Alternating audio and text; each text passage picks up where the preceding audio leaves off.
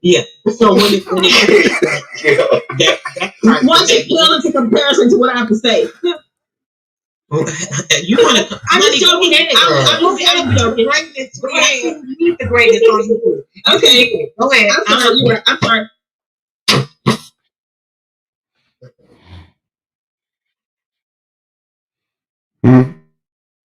What's up? What's up? All right, man. Well, I'm finna start a new show. It is 11:50. I don't want it to get cut off at 12 minutes. I put the new StreamYard. That's gonna be a quick transition. I dropped the new StreamYard link in the private chat for the panelists. You can click that right now into the new room. I put this YouTube link in the public chat. Everybody viewing it, click that link. Head over to the new stream. I'm gonna end this one, and we keep the conversation going. There we go. Sister Soul in the building. Yep. Private chat. Damn, I wish I had some shit to say before somebody else got over. All right, young Josh, come on. I need Blue Melinda volume. Oh, am I not in there, spot? No, look in the private chat. Oh, my bad. I ain't my bad. Look in the private chat. Hit the new StreamYard link. New StreamYard link in the private chat. Nah, I gotta get out the other one. And Yami, I'll kick you out. Don't worry. Oh, okay, cool.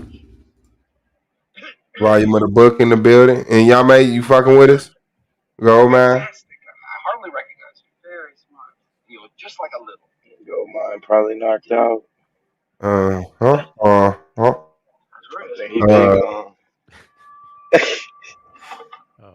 okay. Let me put this link back in the chat right quick. You gotta love us. You gotta love us. You do. You do. It's crazy.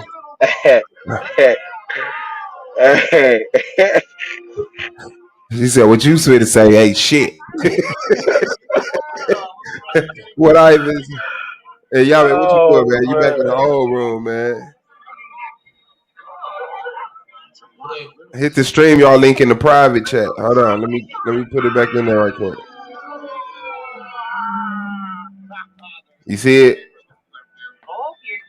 In the private chat, not the public YouTube chat. Right here on the StreamYard. Go to the chat. Nope, Melinda, you hit the wrong StreamYard link.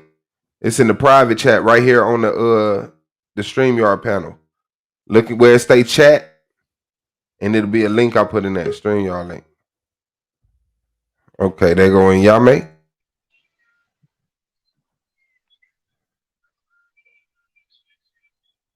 I hear birds. Oh, that's one miles. Okay, go ahead. Y'all go hold it. Go ahead. Anybody yeah, man. What happened to what the sunset is on the flat Earth? Well, I'll crank it on up, man. It's the collapsing of a wave function into a wave. Excuse me, into a wave particle. Okay. Melinda, you got to hit the new StreamYard link in the private chat right here on the.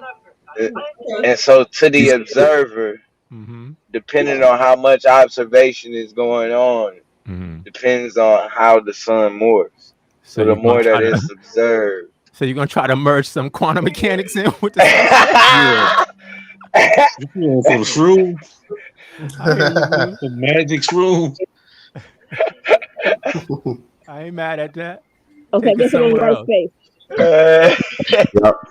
In real quick, in Ecclesiastes, it says that the sun rises and the sun goes down, and it hastens to the place where it rises. So that's the verse I read, right? But that's not saying the same thing. So what version are you reading? Because it said something different when you read it. It didn't sound the same. Yeah, you're right. That particular one was the KJV, excuse me. But okay. So here's the point I was trying to make. I'll just get to the point, guys. Can we all agree at least that if we're on a flat surface, and obviously we know it ain't pancake flat, so we don't got to do that.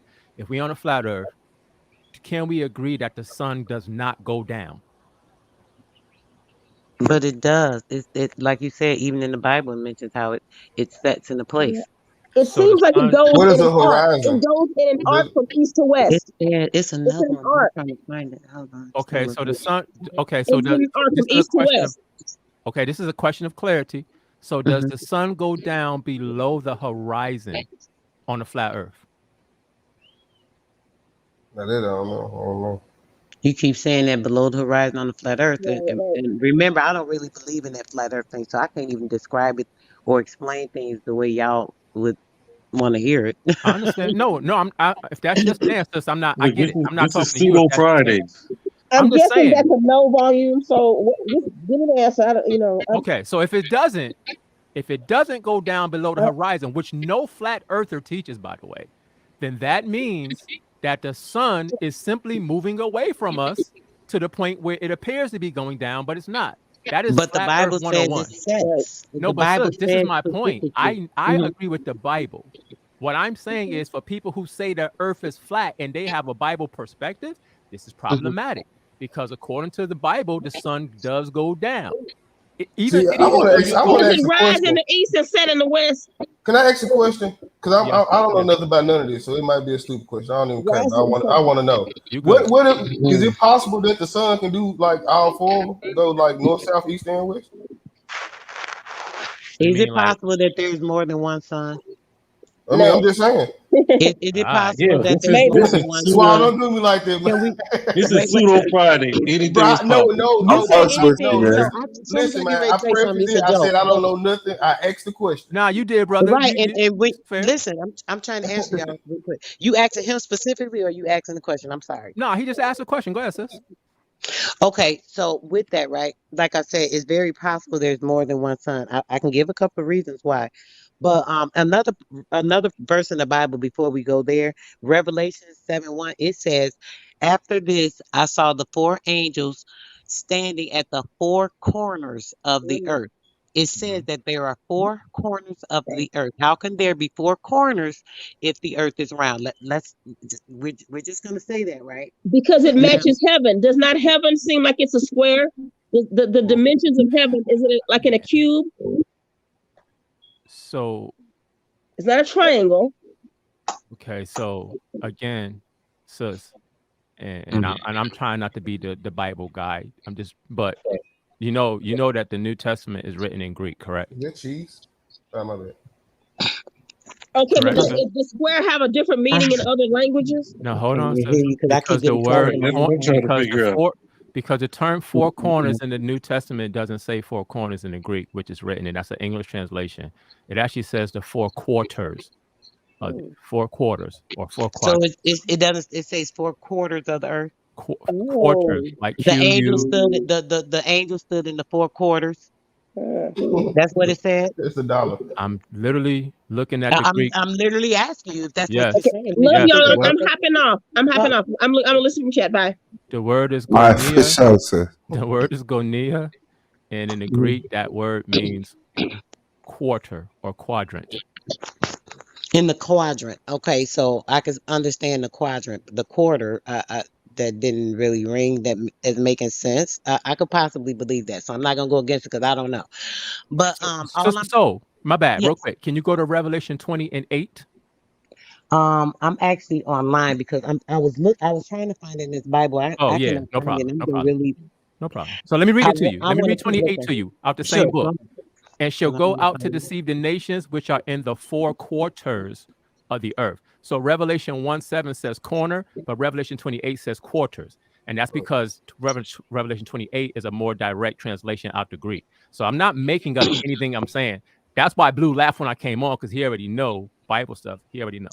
Right, I get it. So, but what's the difference, though? What about? Go ahead. No, I'm sorry. What about? Okay, I can probably speak now. What about what I was saying about the map, brother, and there being the magnetic North Pole, right? Mm-hmm. More than one map, more than one historian, when they drew their maps, they drew it pretty much the same, way, with the 4 corners, with the mountain in the middle, right? They had the same map. Now, mind you, these maps, at least 2 of these maps that have the 4 corners with this the magnetic mound, and when they talked about it, they said the same thing, that it was a magnetic, big, huge, large mound, and it was magnetic. It was a magnet mound or mountain.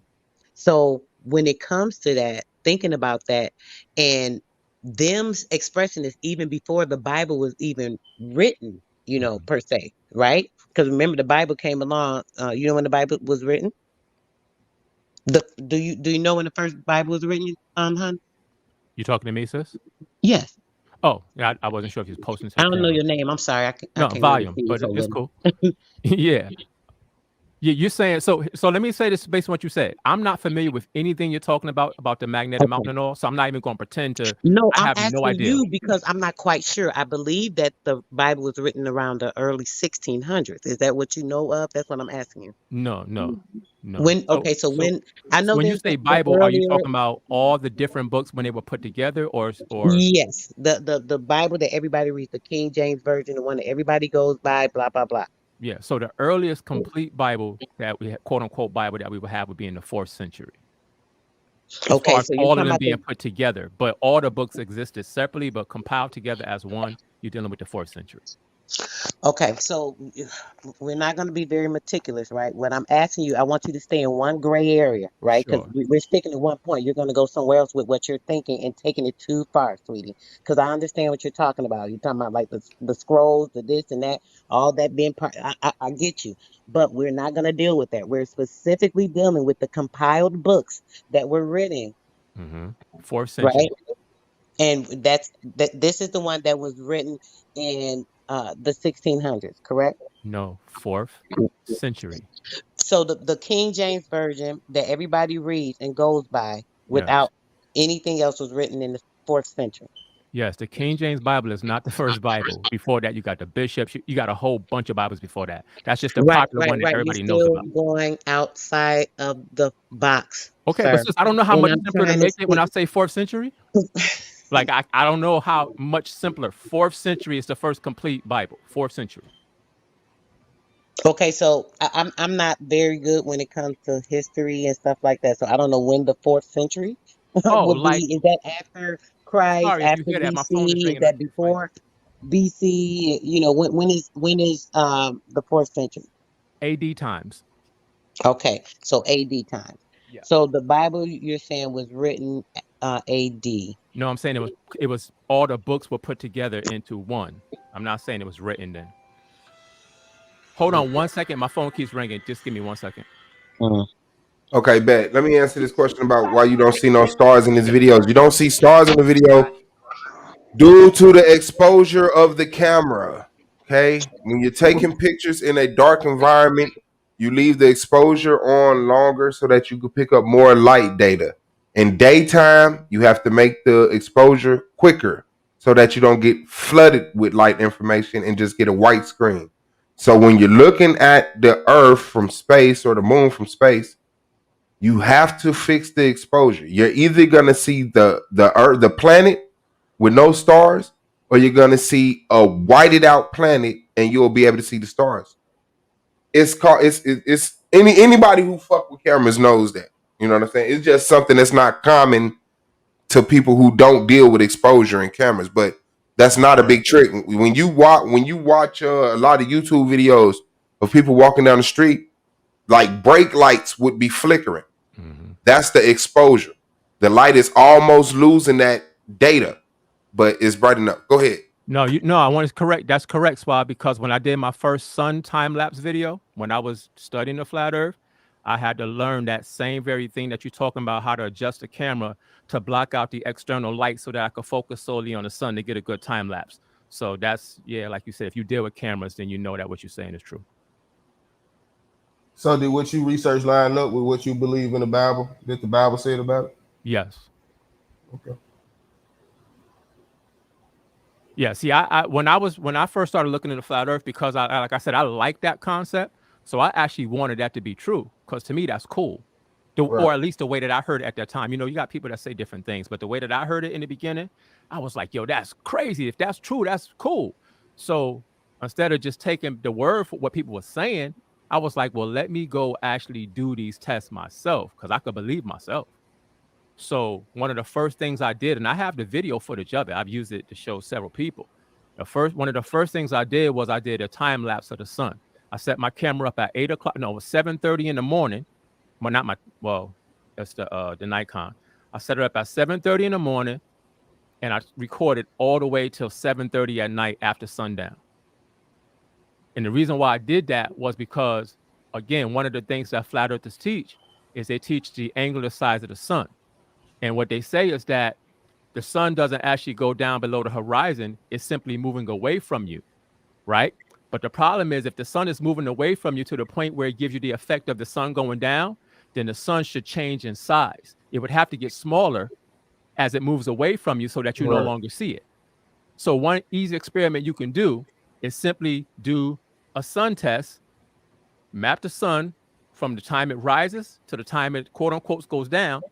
And what you're going to find out, if you set the cameras right, like Suave is saying, to get out the external light, if you use a sun filter to make sure you don't get any glare from the sun, then what you're going to notice is that as the sun is moving throughout the sky for that period of time, it never actually changes size, but while it's going down.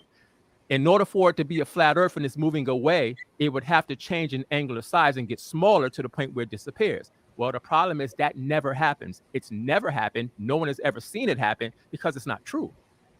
And that's just one test. So that's why I came on, because we talking like we just kind of saying stuff. But when you start getting into the actual experimentation of what we're talking about, it falls flat. It falls apart. Well, I don't believe. I don't believe.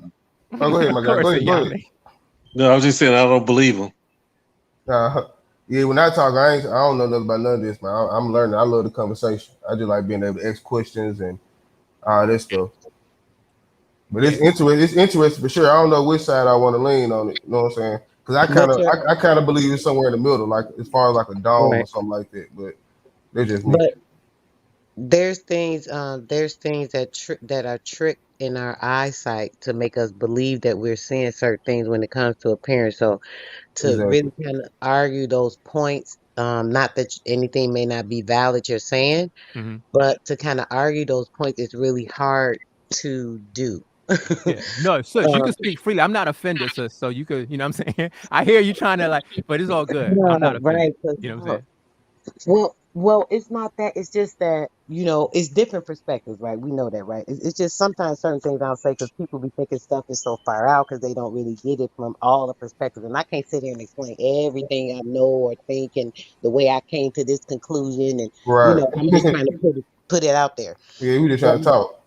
Yeah. So when in a short sense, I don't be wanting some stuff to sound like so way out there, but it's some stuff takes some elaboration, but it's like, I want to say this part. It'd be crazy. That's why I'm kind of holding back, brother. I wouldn't try to offend you. Say it. Okay. Yeah, no, because I know the reason why I said that because it was a little tension, and I don't want you to feel like you got to skate around. You know what I'm saying? Like, nah, we just building. So we gonna have. Yeah, I take advantage of being on the panel with smart brothers and sisters, man. So I'm gonna ask questions. I ain't gonna be afraid to say I don't know. Shit, I'm here to learn and bother some people. So, but go ahead. Yeah, cool. And by no means do I think I know everything. These are just a test that I did because I wanted to prove to myself what it was. Come on, Yami, what you saying, bro? What you saying? I got a question. What's up? What is a demon? Oh, come on, Yami, how you jump to demon from the flat earth, bro? This is Freaky Friday. Let's go, man. That's what I'm talking about, man. Conspiracy theory night. Yeah, nothing is pseudo. Yeah, everything's man. on the table. We putting everything on the table. That's where Demonology 101. That's where the real conversation come in, though. The real bills and stuff come when y'all dig a little deep into those quote unquote conspiracy theory bags. All right, I'm with it. Where we going? What is a demon? What is a demon? A demon. Archon. All right, so I would say a demon. Obviously, I'm a Bible person. I would say a demon is an evil spirit. Then I'll ask, what is it? Where does it come from? That's what I'm asking. You mean like the origin of it? Yeah. So the scriptures say, and again, I'm giving you Bible answers because I think that's what you want from me. Scriptures say that the Most High created what we would call good angels and bad angels. The bad angels would be what you know or what the world knows as demons. Well, I think God created bad angels. Listen real quick. I think a demon. Wait a minute, is this Sister Soul cutting me off? Are you cutting me off? No, I'm just playing. Go ahead. I wasn't cutting you off. You stop it. you asked the question. I'm trying to tell you now. Well, I think I think it's a multitude of things, right? Because a demon can be certain entities. So you have to think about when you say what is a demon is an entity. Anything that can cause like an influence over somebody. A demon could be bless me, son. It could be like a certain food, like say something that a person know this causing them high blood pressure, and they keep eating this thing, and they know that it's causing high blood pressure. They know this thing's causing them sugar, but they keep putting it in their body, and they know that it's gonna cause them death because they told them they're going to dialysis, getting their blood stripped from them, and they still eating this stuff. That could be a demon. A thing that you are weak to, that you don't have the control over. So certain entities or spirits or certain things that have control over your physical person is a demon. That's what I think a demon is. Yeah, so I think Yeah, I I can wouldn't rock have with too that. much. Yeah. I wouldn't have too much issue with that because I think what you're describing, and this is just my opinion, of course. I think what you're describing, what I would say you're describing, is the effect of the demon. The effect of the demon would have somebody do those things and cause that potential harm to themselves. But I think when Nyame asked me specifically, because Nyame always messing with me, I think he meant my biblical perspective of what a demon is. So in the Bible, in Nyame, I give you 2 quick verses, and this is what it says. In Psalm 78 and 49, it says, the he there is God. So I'm just getting to the point. It says, he cast upon them the fierceness of his anger, his wrath, his indignation and trouble by sending evil angels among them. So the Bible tells you that it was the Most High who sent these quote unquote evil angels to get these people for them being rebellious, right? And then we see another example in Nyame in 1 Samuel chapter 16, where it says, the Spirit of the Lord departed from Saul, and an evil spirit from the Lord troubled him. So that's 2 verses, and there's many other ones I could pull that show you that according to the Bible, the evil spirits come from the Most High. He's in control of both sides. That's Isaiah 45:7. I, the Lord God, create good and evil. So this is very basic in the Bible. That's because you are God, and that's your higher and lower self talking to you. You yourself create good and evil. Demon ain't nothing but demon. That's melanin. Yeah, so that's like an esoteric perspective of what the Bible teaches, and I'm not mad at that because I know that's what we do on this panel. But from a biblical perspective, you got good angels and bad angels. The evil angels, quote unquote, do the will of the Most High when something dirty needs to get done, and the good angels come with the good stuff. But don't you think something as deep as the Bible should be studied and taught more esoterically than me personally? I don't think there is anything deeper than the Bible because everything that's what I'm saying. To me is in the Bible. No, that's what I'm saying. Don't you think something as deep as the Bible? Saying the Bible is deep, like you know what I'm saying? Oh yeah, well, of course. Well, I live my life by it. That's my name is volume of the book. So. Right. So don't you think it should be taught like in a more esoteric type way? I think it's dangerous to go the esoteric route before you get the basic understanding, because then you got people just coming up with all types of anything out of the air. I agree with that. But I think you know what I'm saying. The only way the Bible gonna stand the rest of the test of the time is if people teach it esoterically, because that's where the information that's probably be more needed for the future is it. Like the stuff like the Adam and Eve and all that stuff, the angels, that stuff ain't gonna resonate with nobody. Like people, like the kids, they ain't gonna care about that. They not even growing up believing in Santa Claus. So brother Josh, let me ask you it's gonna be harder to like. It was easy to get me because I was born in the church. But go ahead. Let me ask you a question based on what you just said. How long the teachings of the Bible been around? If you had to guess to me, the teachings of the Bible. Yeah. I'm not asking for a solid answer. Just the teaching's been around like forever almost.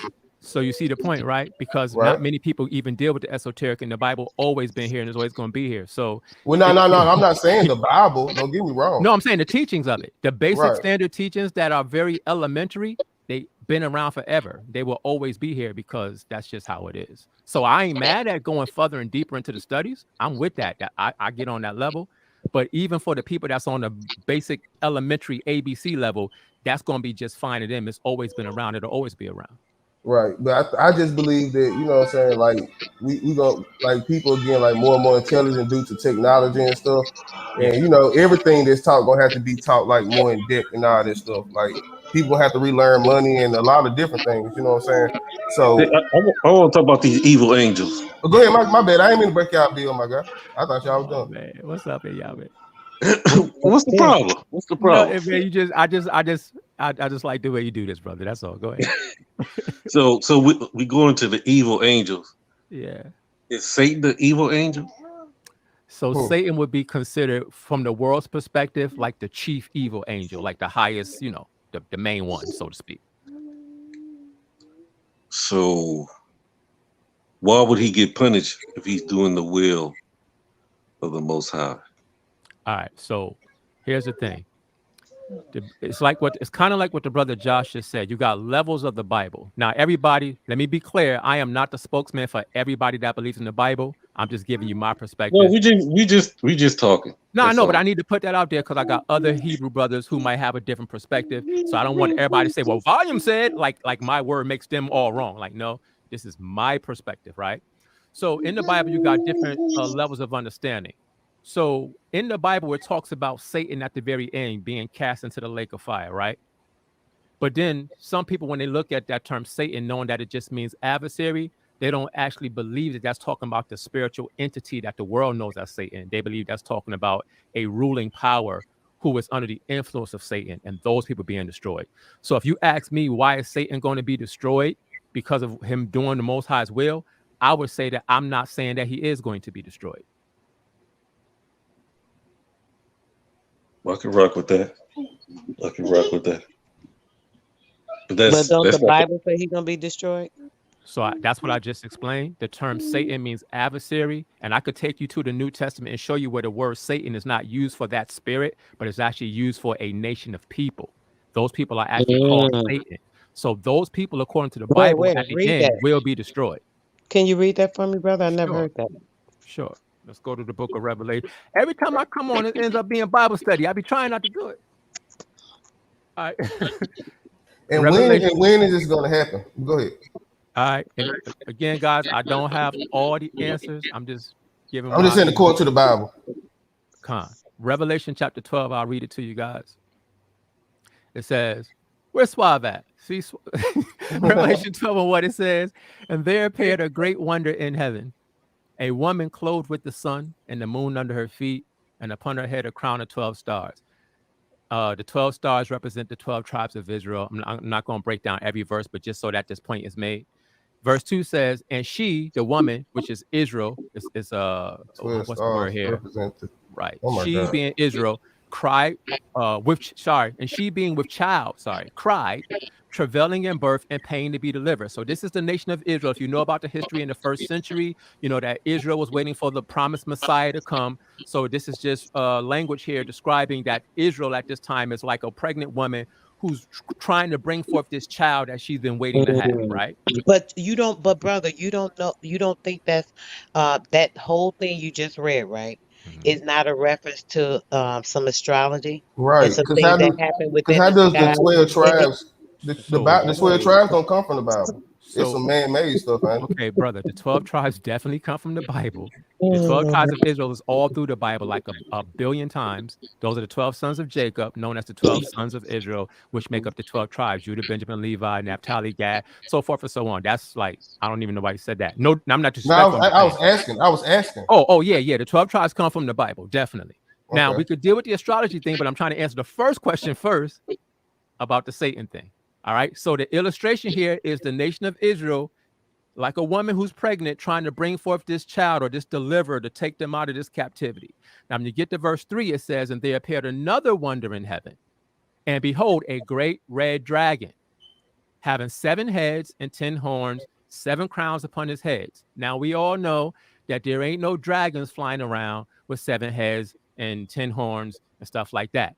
When you go to the book of Daniel, I'm trying not to make this long. The book of Daniel has the same description with the same dragon with the 7 heads and 10 horns. And it literally says that these are the kingdoms of the earth, the ruling powers of the earth. It mentions Greece. It mentions all the ruling powers leading up to this point in the book. I don't want to go back and read all that and do a full Bible study. So here you got these ruling powers. Now, when you get to verse 4, it says this: "And his tail," this dragon, this metaphorical dragon, which is actually representing at this point the Roman Empire, which I'll show you in 1 second. "His tail drew the third part of the stars of heaven and did cast them to the earth. And the dragon stood before the woman, which was ready to be delivered, for to devour her child as soon as it was born." Now, everybody knows, again, I'm doing this quick. Everybody knows that at this time, Israel is under the authority of the Roman Empire. And the story tells us that Herod at that time, who was the king of the Roman, or excuse me, sitting on as the procurator of the Roman Empire, he sent out a decree to find a child, baby Jesus, quote unquote, so that he could kill him when he was born, because he didn't want to lose his seat as the king of Israel. So this story here is talking about the Roman Empire trying to devour this child, which is quote unquote Jesus, the world calls him, when he's born. Okay, so now we know that the dragon here, based on what I'm showing you, is, even though the world says that's talking about Satan, we see in the story is actually talking about the Roman Empire in his head, which is Herod the Great. Now, when you get down, here's the last point. When you get down to verse 9, it says this: and the great dragon, which we see is the Roman Empire in the story, the great dragon was cast out. But look what he's called: that old serpent called the devil and Satan, which deceiveth the whole world.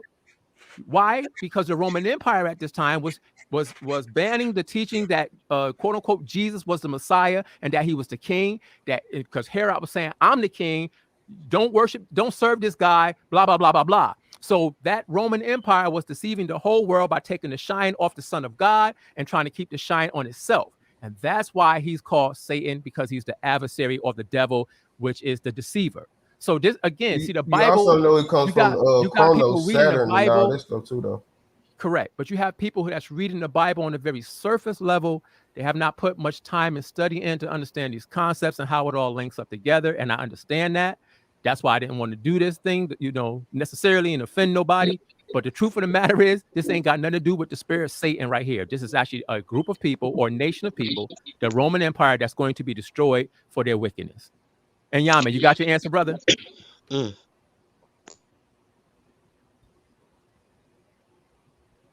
ahead, Sister Soul. You got something to say? All right, I guess he got it. Cool.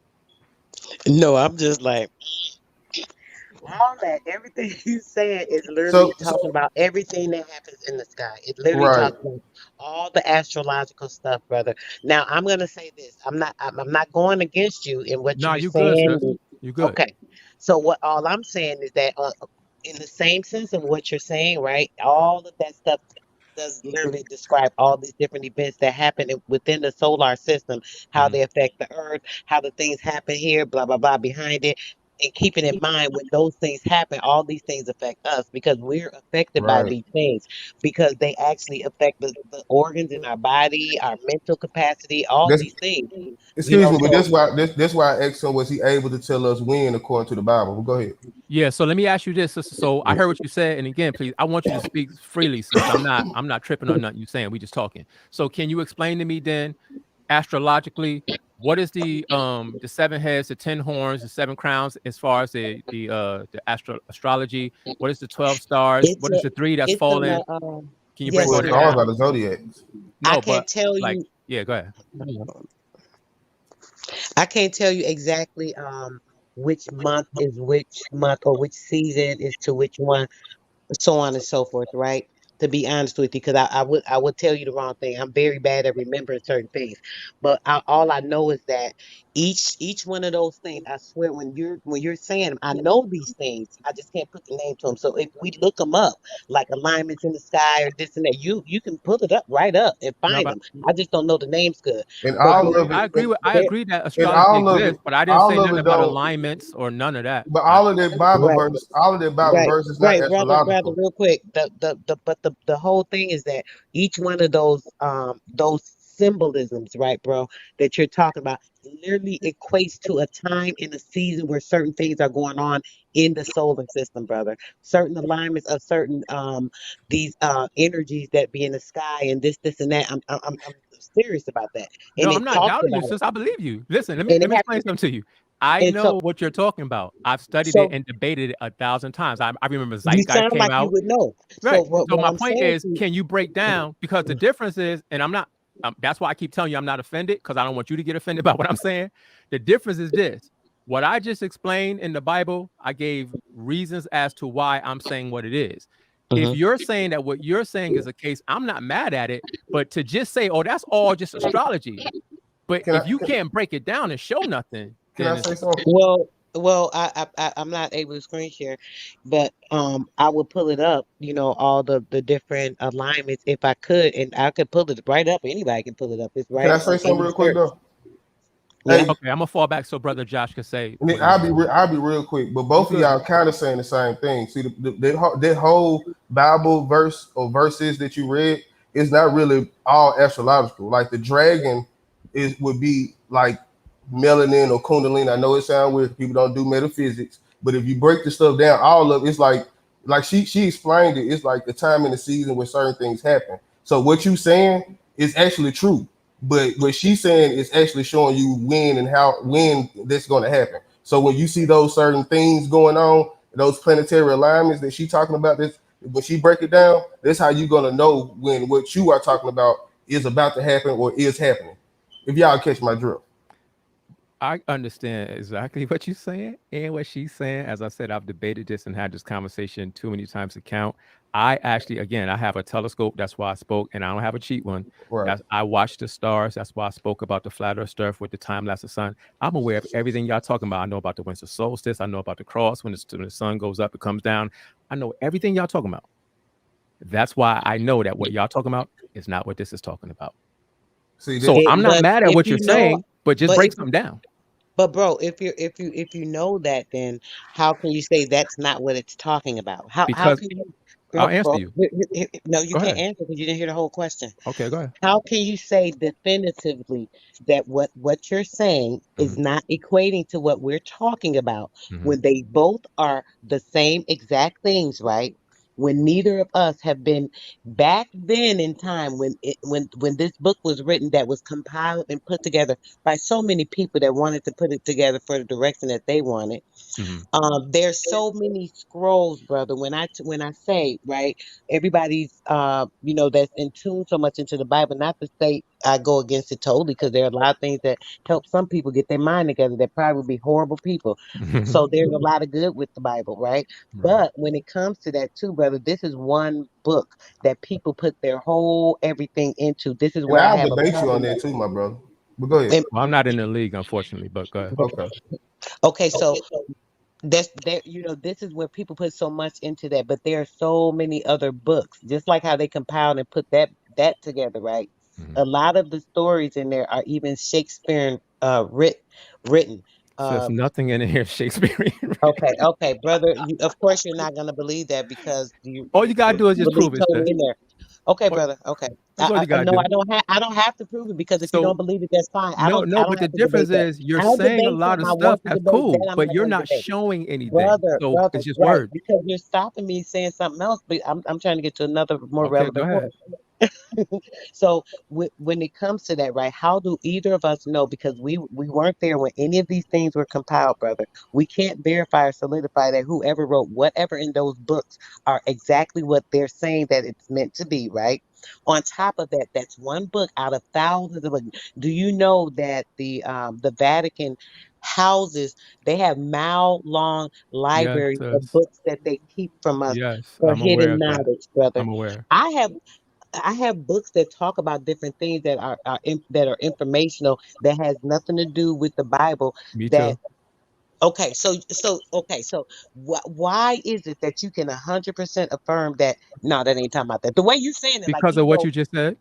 Because I'm not one of these Bible people that only read the Bible and I can't see nothing except the Bible. Everything you're talking about, I study and know about. Everything. So can you give us an esoteric? And I know the body and how the body go. Because you with all that too. Do you study the body as well, brother? Yes. Because you admitted earlier that the Bible. Should know how all this is aligning. Of course, but that has nothing to do with what this is talking about. You see, the mistake that's being made from here your opinion, is because you can see. Let's say in that sentence, right? Because I'm saying that it does have it 100% to do with it. Okay, and you're so saying can you bring forth any evidence of what you're saying? We have a difference of opinion, which means what, brother? We're both intelligent, which means what? We both have an opinion. Yes, that's but can you bring forth any evidence, brother? Of what you're saying? What evidence do you have other than that you're reading it from that? I can't. Well, at least I have that. Just look do you up, have anything? Just look up Satan, Saturn, and Kronos, and you will see how Kronos is. Bro, they got the word Saturn from Kronos, who also ate his own child. Like it's simple. But what I want you to also do is, even though hold on, real quick. Hold on. I just want to ask one question. I'm back in the bushes. You admitted earlier that the Bible does have an esoteric level of thought to it. Of course. So if you can you please give us an esoteric breakdown of what you were saying, of those Bible verses, if you can? At this point, I'm not, Yeah, please because do. if I Why did not? that, Why you have a hold on, sis, can I answer? insight, Okay, I'll let you go. bro? Just no. I'm saying you have an insight. Don't say no at this point when we're discussing, like you said. Now, No, I don't actually cut off. can say that because I have a reason to say it. I am not going to go into a quote unquote esoteric breakdown of what I just read when I'm fighting against what's being said. That would be called being stupid. No, I just said earlier to you, brother, I said it's dangerous to do that if you don't have the first basic fundamental understanding of the But scripture. you do have it though, But I right? thought we not debating, brother. I thought we was just talking. You do have the first fundamental, right? No, I do, but we're not talking about me. I mean, I'm pretty sure everybody up here agree that Bible verse is talking about the Roman Empire. Like, I agree with you on that. Well, you don't agree that you don't agree that there is another level to it. No, hold on. You saying you don't? I don't agree when I just told you that this ain't talking about a real dragon, so obviously I do. No, well, I'm sorry. Well, you don't agree that it's an astrological, and you know what I'm saying. Oh no, I don't believe it's astrology. No, that part I don't agree with. Okay. No, but we do. But this what I'm telling you though. I know, but that's why I'm giving y'all the floor. Break it down. Now, listen, we do agree with you. So we all have the first fundamental knowledge of the Bible. If she agree with me. So let's move on to the esoteric. Ask Sister Soul if she agree with me. Sister Soul, do you agree with that Bible verse or whatever? Not to be disrespectful, but no. Do you agree with what he said? His breakdown of it? Which part? I don't know. Y'all don't have to get into that. So forth and so on. You know, all that. Israel having to bring forth the child, the Messiah, all that stuff. Yeah, I believe those references of, Not saying I believe it's going to happen, but I believe that that's what the Bible is saying on that level. That's what I'm saying. I believe that the Bible is given a different how can I say, different insight into more than one thing when you read it. Mm-hmm. If I'm reading the Bible, I believe that sometimes depending on what the situation is, what you're going through, or what circumstance you may need to be pulled through, the Bible can give you information or insight into other things depending on what it is. I mean, even reading something in it. So that's why it's kind of hard to answer these questions the way because y'all like answers to be specific to this, that, or blah, blah, blah. It can't be the way a person answers it because it sounds like it's going against what you're saying, and it'd be so hard to talk to y'all sometimes. No, I just asked questions. I think that's a misperception because when I came on, that's why I said to you probably 9 times that I want you to be able to speak freely. See, let me explain how I get down real quick. Let me explain how I just want to make my point because you did kind of jump in the middle of me talking. But you did kind of jump in on the middle of me talking, which you had a problem with earlier when I did to you. I'm just trying to finish my statement. I didn't know he was specifically asking you the question. I'm just trying to make a statement. That's all. It won't be long. It was a lesson plan. Okay, go ahead, sis. So excuse me for interrupting. I thought we were giving opinions, and I wanted to give mine. So I didn't know I was interjecting. I didn't mean to. Even then, I said what I had to say, and I kind of stopped. Interjecting and interrupting are two different things. Interjecting, you say one thing, somebody said they can keep moving. You didn't stop them from speaking. When you keep talking while they talking, that's interrupting. They're two different things. So yes, I've interjected a couple of times, but I don't try to be rude. I'm just trying to throw something in on what the person's saying, like anybody else would do, and anybody else can do that too. And you can also research Jupiter and see how that translates into Jesus too. All right. So all I wanted to say is this. I don't have a problem, Sister Soul, or anybody disagreeing with me because I don't think that I know everything and I'm the end all be all. All I'm saying is if you interject or disagree with my point, I'm cool with that. But then bring something to support what you're saying. That's all I'm trying to say.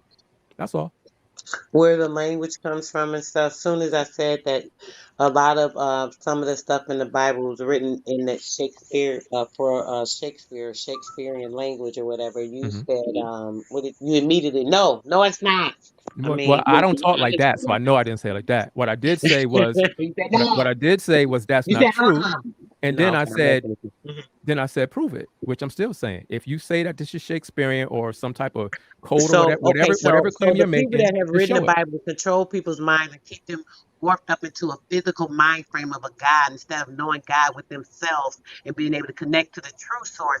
These people are going to give you the explanation and say, yeah, we wrote this behind Shakespeare. Come on, brother. Don't play with me like that. I don't do that. I'm not here to debate with you. I'm not sure what the point was you just made. I'm not being funny. I know, because you're not listening. You don't have an ear. I'm literally listening to you, trying to hear you, and I didn't. You didn't hear. Okay, I said sis. it clear as day. I said it clear as day. So because I didn't understand your point, I'm not listening? I'll repeat it. What I said was that you want us to believe, or me, I'm going to say us because y'all might all believe it, but I'm not going to believe that the same people that I believe have constructed the Bible and the great information that has come into the Bible, right, have formatted it and formulated it to use in a structure against certain people, to have people controlled, to have their mind in a state where they're bending and bowing down and running the church and going here and doing that and not having a connection with the true source of God, which there's one God. They worried about a name and a title. It's a God, it's a Jehovah, it's an Allah. All these religious aspects of things. This is what a lot of people that get so caught up into the Bible and reading it for word verbatim and focusing on it the way that you are.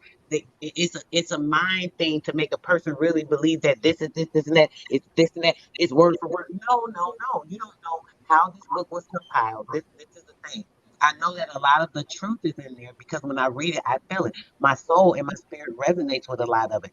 I don't always see and hear the same thing that everybody else hears and sees with it because, like you, brother, you're saying this and that. Even though I don't disagree with what you were saying about the story, because I've read and I've understood. Oh, this could have happened. Blah blah blah. Different lines. Different. People's ancestry. Blah blah blah. Okay, so that's possible.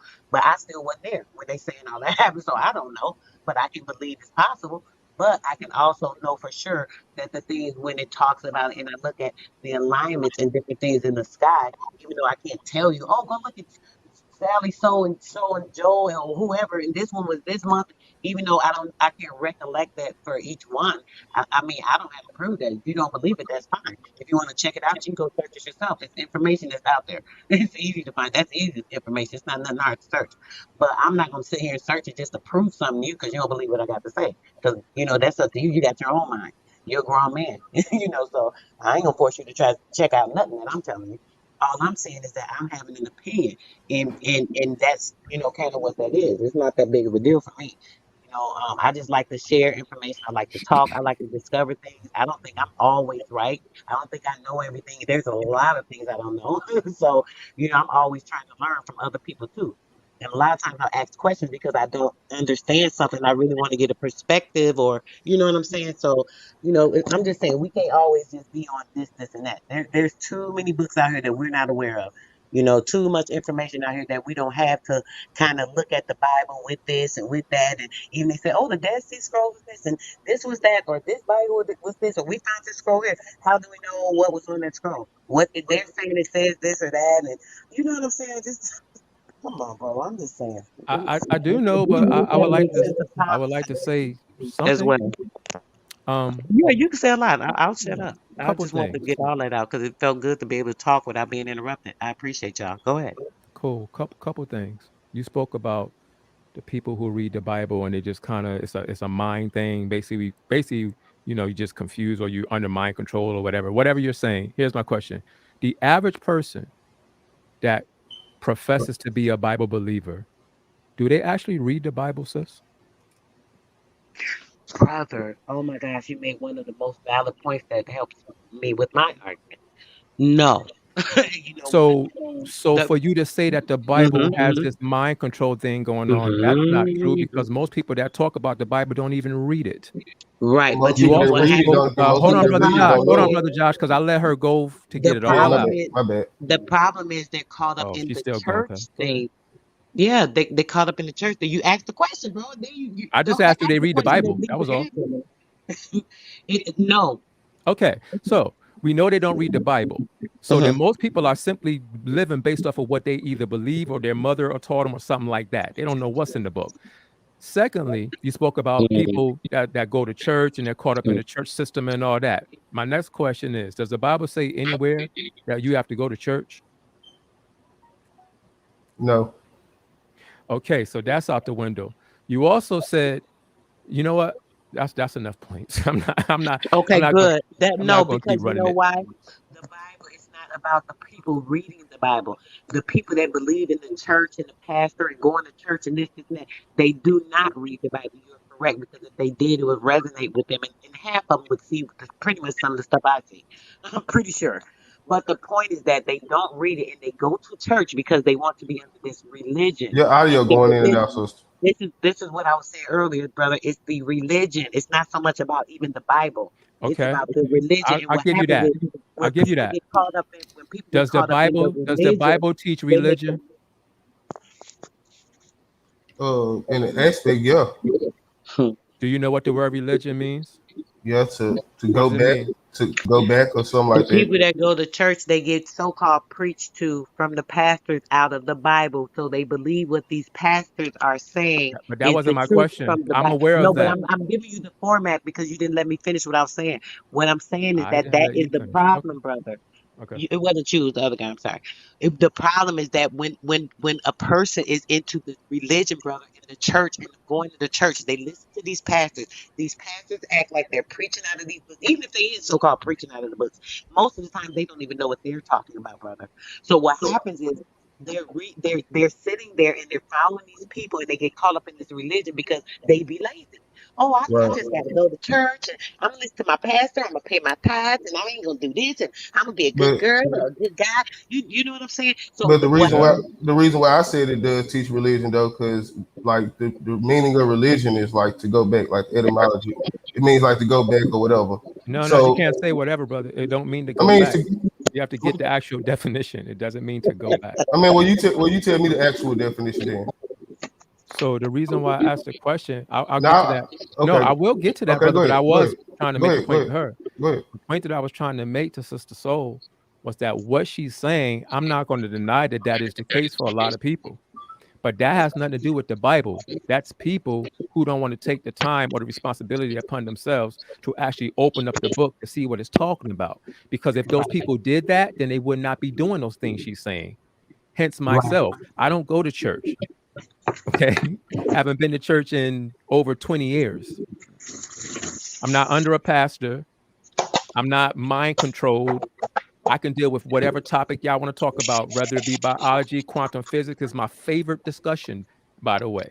Subatomic particles. Whatever y'all want to deal with, I can deal with. My name is Volume of the Book because I structure my life based on the principles in the Bible. But I am not one of those sheep that's just walking blindly that you're talking about. Okay. So nothing you said, sister, applies to me. That's the point. All right, can I say something real quick? Of course you That's can. great, brother. I applaud you. All right, so this is just on etymology. I come to the noun or action derived by Cicero from religare, whatever. Yep. Yeah, go through again. You know what I'm saying? Blah, blah, blah, blah. Is that good enough? Yes. Okay, so my point is the reason why I say that it teaches religion is because all you see people, even especially the Hebrews, more so the Hebrews, y'all going back. Back to what? Y'all just going backwards in everything, thought process, trying to find your history backwards. But when the Bible teaches you about future shit, esoterically though. So what makes you think that all, or I'm not sure if you said all, I think you said all. Well, if I did, I'll never say all. No. Right. But I didn't take offense to that. I think I know what you meant. What makes you think that the majority, of Hebrews or Israelites, whatever you said, are going backwards and not progressing forward?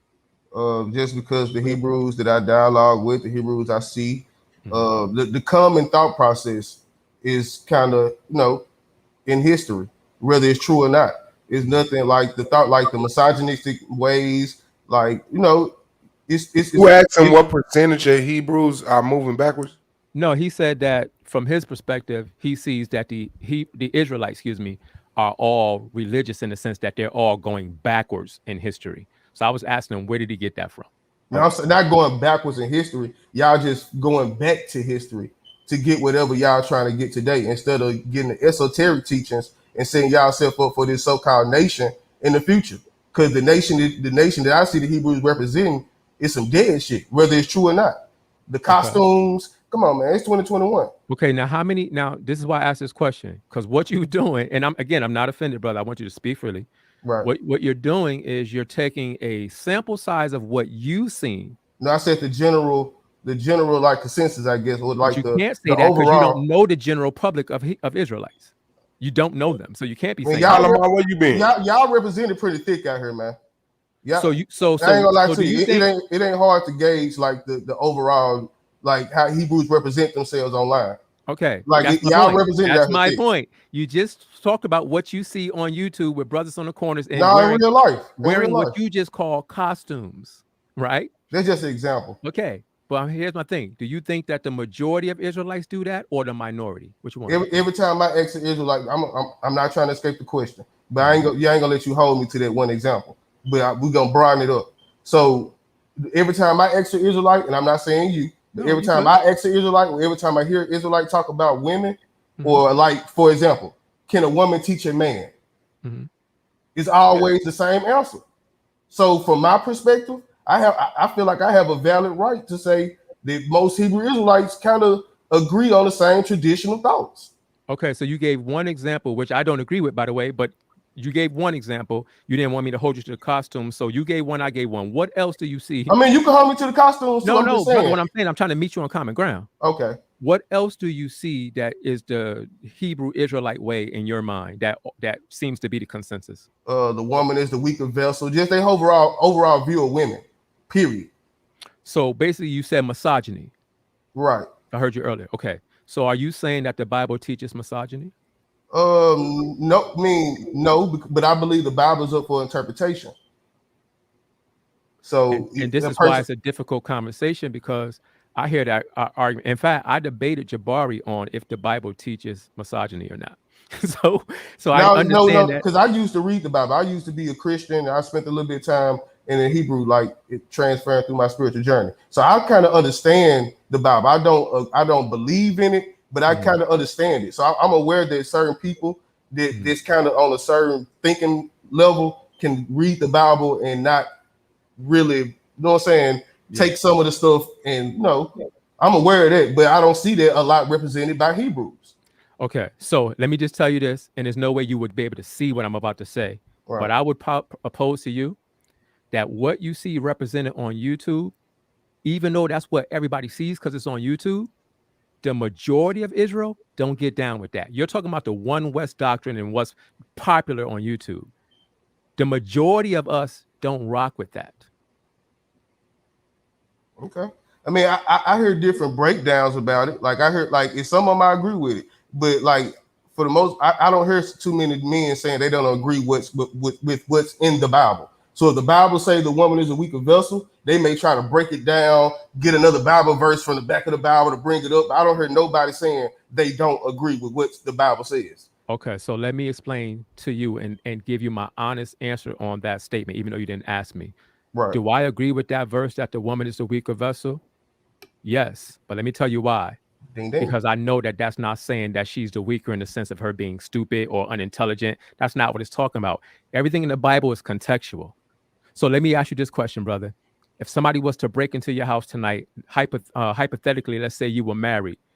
Somebody was to break into your house tonight. Would you jump out the bed and push your wife and say, go see what that is?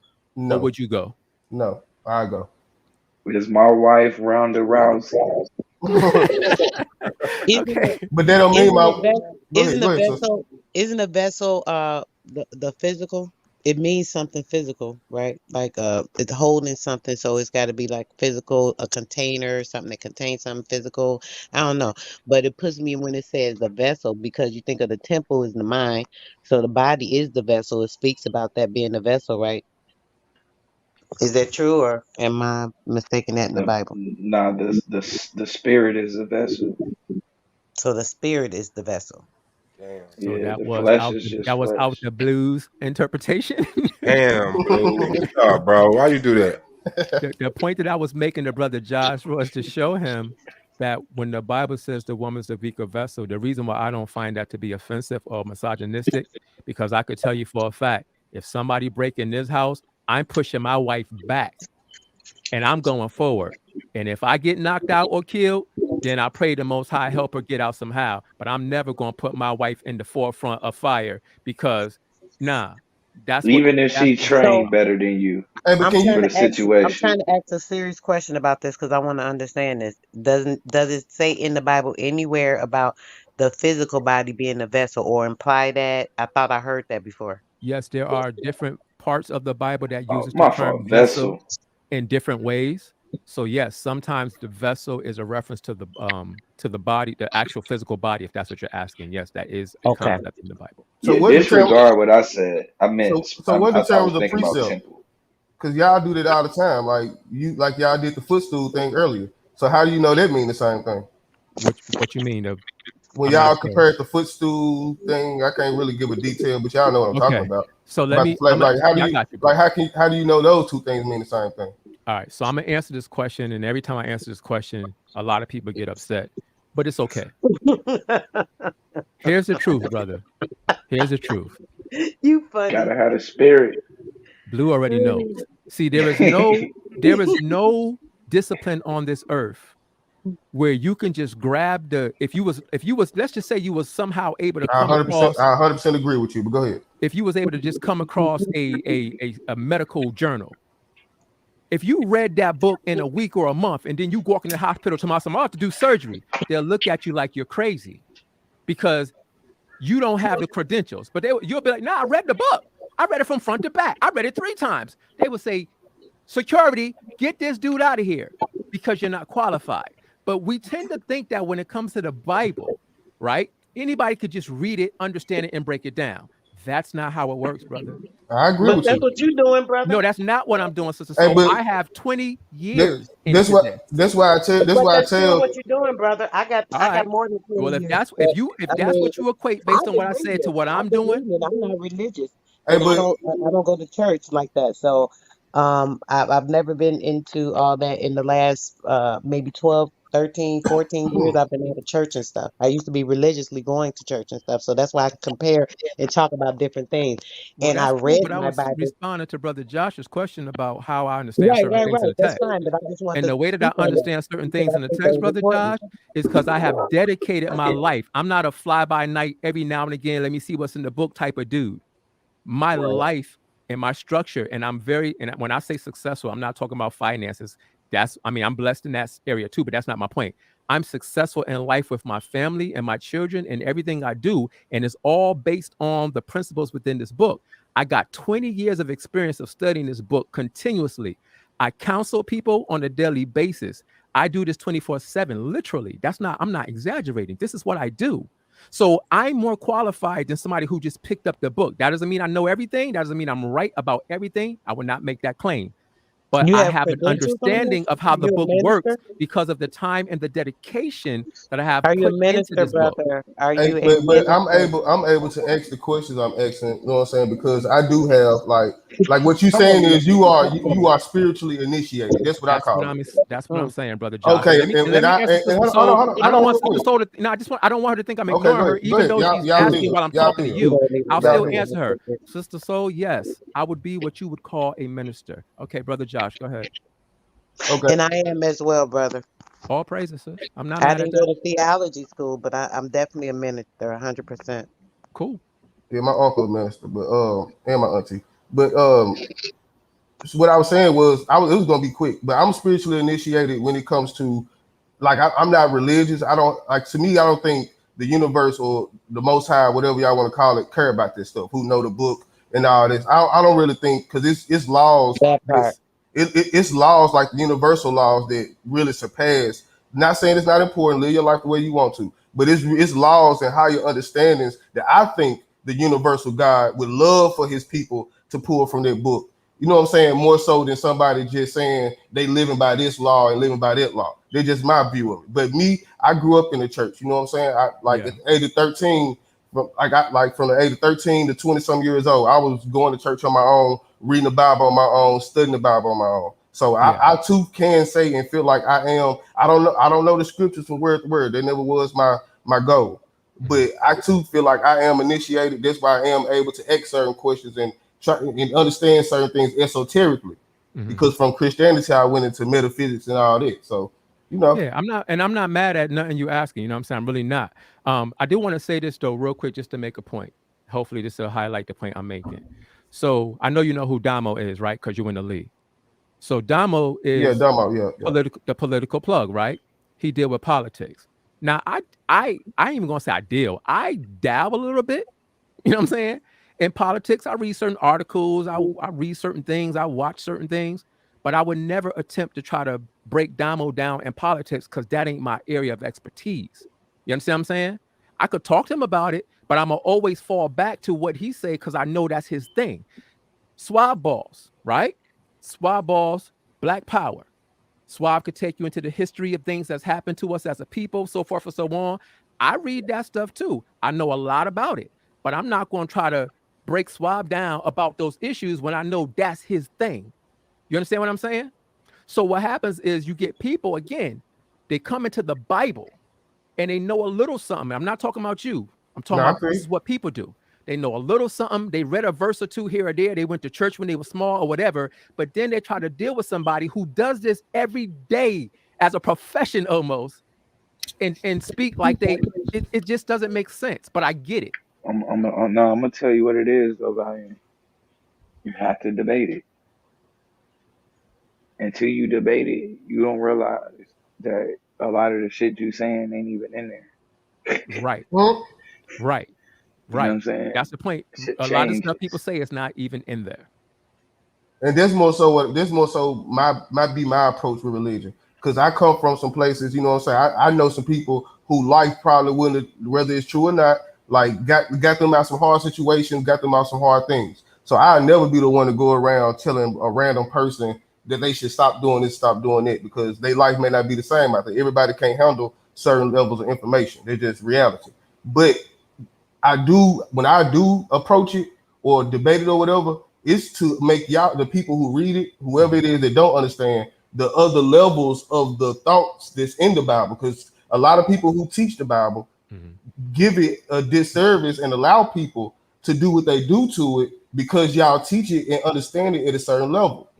Right. It shouldn't be no, like a random person, no matter how much they try, a random person just can't delve in and go start debating Egyptian or Kemetic history tomorrow. No, you're gonna have to spend a little bit of time studying it because it's taught even on the surface level. It's taught so layered. The Bible, I feel like the Bible should be just like that. You shouldn't be able to tell me. It's not though, brother. I'm telling you it is, but the people who teach it, don't teach it as such. So let me tell you why. Because again, y'all feel that it's work. This is it, and the way you've learned. You tell them why. Go ahead. Right. I am. Y'all feel like because of the 20 or 30 or 40 years that y'all learned it and studied it, y'all know it 100%. Nah, because I said already that I don't, so that can't be applying to me. But go ahead. You said that. You said yes. No, I literally said I don't know everything, and never would I never would claim to. That's literally what I said. But go ahead. Right. And then what else did you say, brother? No, you go ahead and tell me what I said. You tend to be doing that for some reason. I can't repeat your exact words, but what you said was something in the reference to you're ministering to people, you're teaching this, and that, because you have been studying this for 20-something years, blah, blah, blah. So, and what you were saying, I don't remember your exact words, but what you were saying to us was that you know what you're talking about, and y'all don't. That's what you were saying. You even brought up the word expert, but so what I said was expertise. What I said was I'm more of okay. Go ahead, sister. So I'm gonna let you tell me what I said and explain my point. Go ahead. You just said that was the point. You said you more of, and Josh elaborated even more to remind me. You said the expert, so you're more of an expert than he didn't call him. He didn't call himself an expert, but he did bring up the word expertise. Thank you, in his bill. But let her tell it because she knows. Go ahead. Expert. I don't know exact. I said twice. I didn't know exactly. So why did you cut me off when I was talking to the brother? If you don't know, you just because I just said the part where you said more of whatever you just said. That was enough of the word to show me that you were saying in your sentence that you knew more, brother. Period. You're saying one thing, but you're trying to say, "Oh no, I'm being humble here." No, you said literally I'm always humble. Or implied that always. Hey, but he feel like he's an expert. I ain't mad at him. Pop your shit. Exactly. There's nothing wrong with you being an expert because you've studied it and this, and that.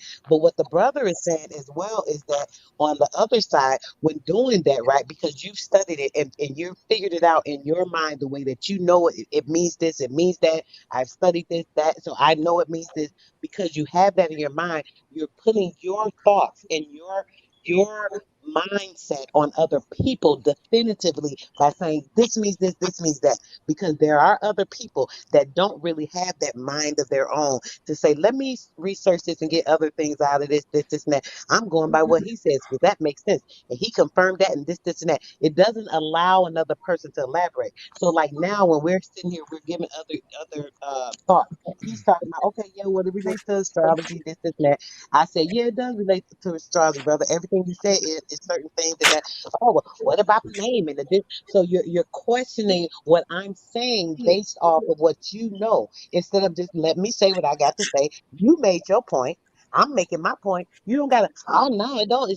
I mean, you didn't sound like that, but that's how it came across to me because you didn't even have to go against what I'm saying. That's my view on it. That's Josh's. I think that's your name.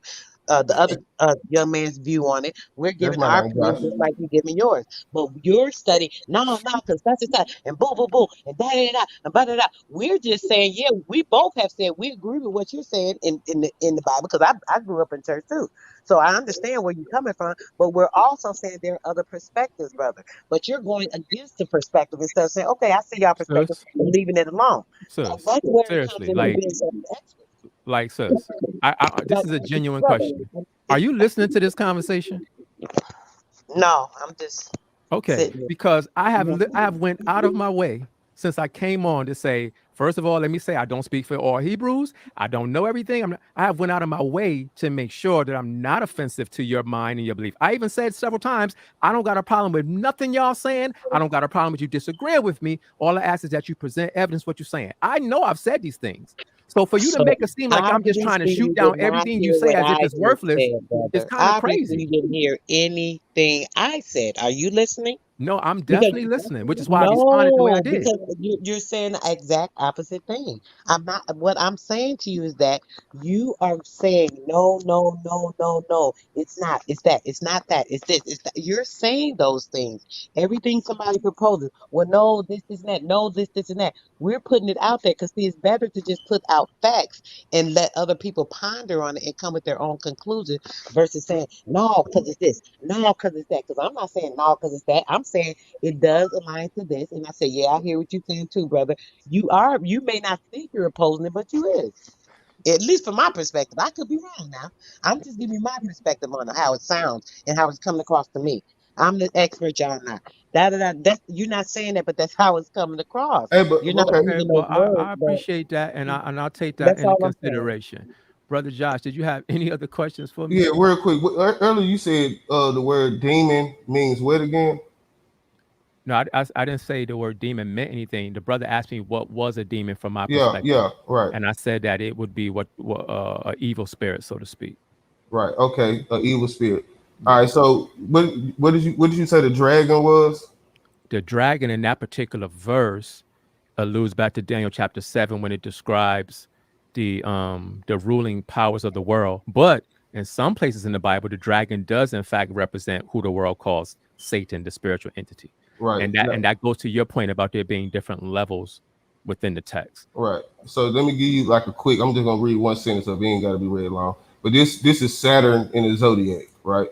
It says when Saturn is placed in a difficult position in the natal chart, people can become stingy and selfish. It depicts the obstacles that we face in life: enmity, disappointment, setback, anguish, and suffering. Those under the direct influence of this planet are bound to work hard. I just want to show you how, like, the different levels of it. Like, because to me, the Satan is the one who comes to put you in a difficult position. The one that God sick on you, like he did Job, to put you in a difficult position in order to whip you back in shape or to test you or whatever. Just like Sister Soul said earlier, like you face your demons. Yeah. So the dragon in that aspect would be a demon. Okay. I don't have a problem with that. Like I said, it's variations of every time a term is used in the Bible, it's not always used in the same way. Right. In the Bible, context determines the usage of the term, not necessarily the general definition, but the context determines what's being said. So I don't have an issue with that. In fact, the term Saturn is where we get the word Saturday from, right? And Satan. So again, like I said, these are not things I'm not aware of. Like, it's just certain biblical passages have a context to them. And what people do sometimes is, because they have an understanding of certain terms, they try to make that fit every time that comes in the Bible, and that's not how the Bible works. I agree with that, but sometimes with the Bible also, in a lot of those Bible verses, not all of them, but a lot of, like the Jesus story, some aspects like walking on water. People think they mean walking on water literally. No, it actually means something else. Jesus represents Pluto. The water represents Aquarius. Now you got it, like it's triple, it's double, triple entendre. Like if you don't think that, then you doing a disservice to the Bible. If you think it's just so basically talk, like you can't get mad if somebody can learn it in one day. Okay, it don't take me a month to learn Adam and Eve story. Now, can I ask you this question, Brother Josh? Because you seem to be about just building. So just now you said that if somebody thinks that the story of Jesus walking on the water is not referring to Pluto and I forgot the other thing. I mean Jupiter, not Pluto. No, yeah. You might have said that. I might have got it wrong. But the point is, I got it wrong. I said Pluto. Okay, so if somebody doesn't think that's referring to Jupiter and I forgot the other thing you said, then Aquarius, then they're doing a disservice to the Bible, right? Right. Now, when you say that, was you attacking me? Like, was you trying to shut down? No, I don't know what you believe. know you wasn't. I'm trying to make a point. No. When you said that, you was not attacking my stance. You was just simply saying that's your perspective and how you see it, correct? Right. And that's all I was doing earlier too. I was not attacking the sister and saying she don't know what she's talking about. I did not think you were attacking. I was doing the same thing you just did. Now, I don't agree with what you just said at all, Brother Josh, but I'm not mad at that because that's your perspective. Right. This is the argument league. People come up here and say all types of stuff. I'm cool. Earlier you was like, nah. So nah, come on now.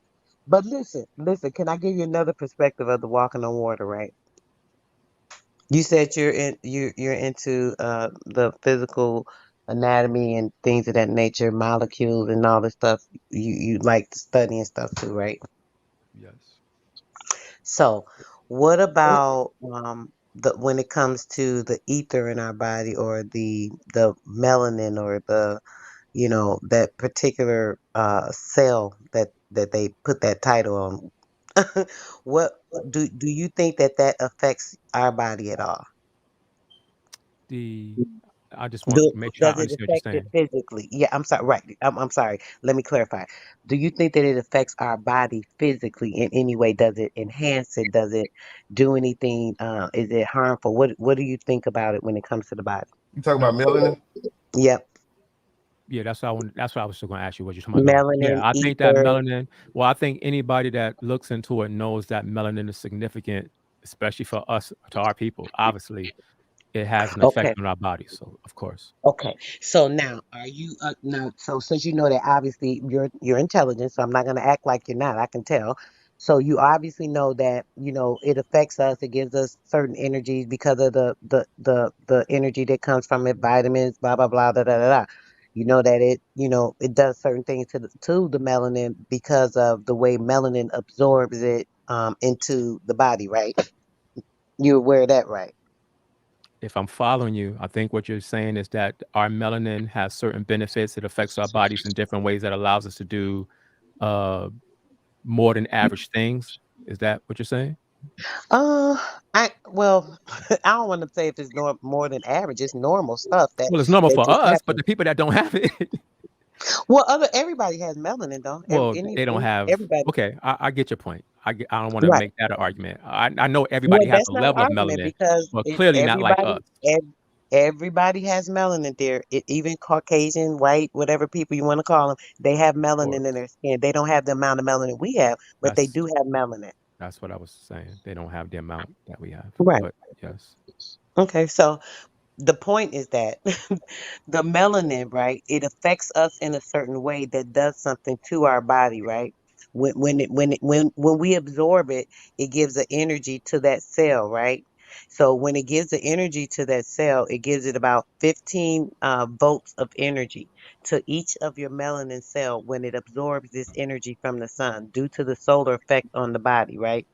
When it pulls in those 15 volts of energy, right? What the melanin does is it helps to oscillate the plasma, the light photon energy that's inside of our blood. It helps to oscillate it. So the blood will actually start to heat up.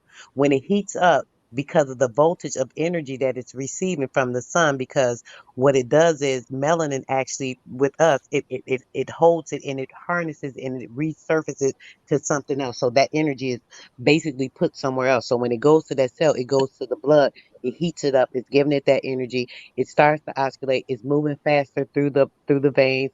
As it's moving faster through the veins, the plasma, as it heats up, it causes a gas aspect that happens in the brain. It's a crystallization that goes on in the pineal gland area. So when that happens, there's a gas aspect. When you hear people talking about the torus field and all those things, that particular medical aspect is what I would see as the Christ, because it's the crystal, the Christos of the that energy, and that Christos that is enlightening, or it gives the awakening of the mind and the spirit mind, and that third eye awakening, as people say, that protection field that goes through our body, because as it gives our aura that protection, it literally is protecting and it's regenerating the cells within our body, the red blood cells, and making everything work properly, so on and so forth, right?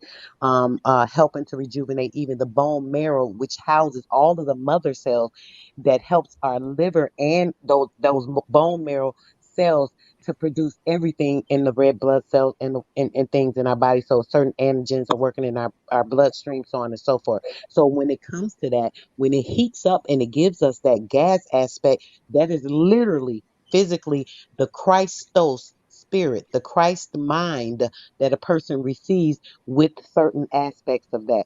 So I would perceive that as being the walking on the water, because why? It is the heating up of that plasma in our blood, and it gives that gas, and it's an enlightenment. So I think that would be walking on the waters of the body, because now it's cleansing all of the cells, because our body is mostly water.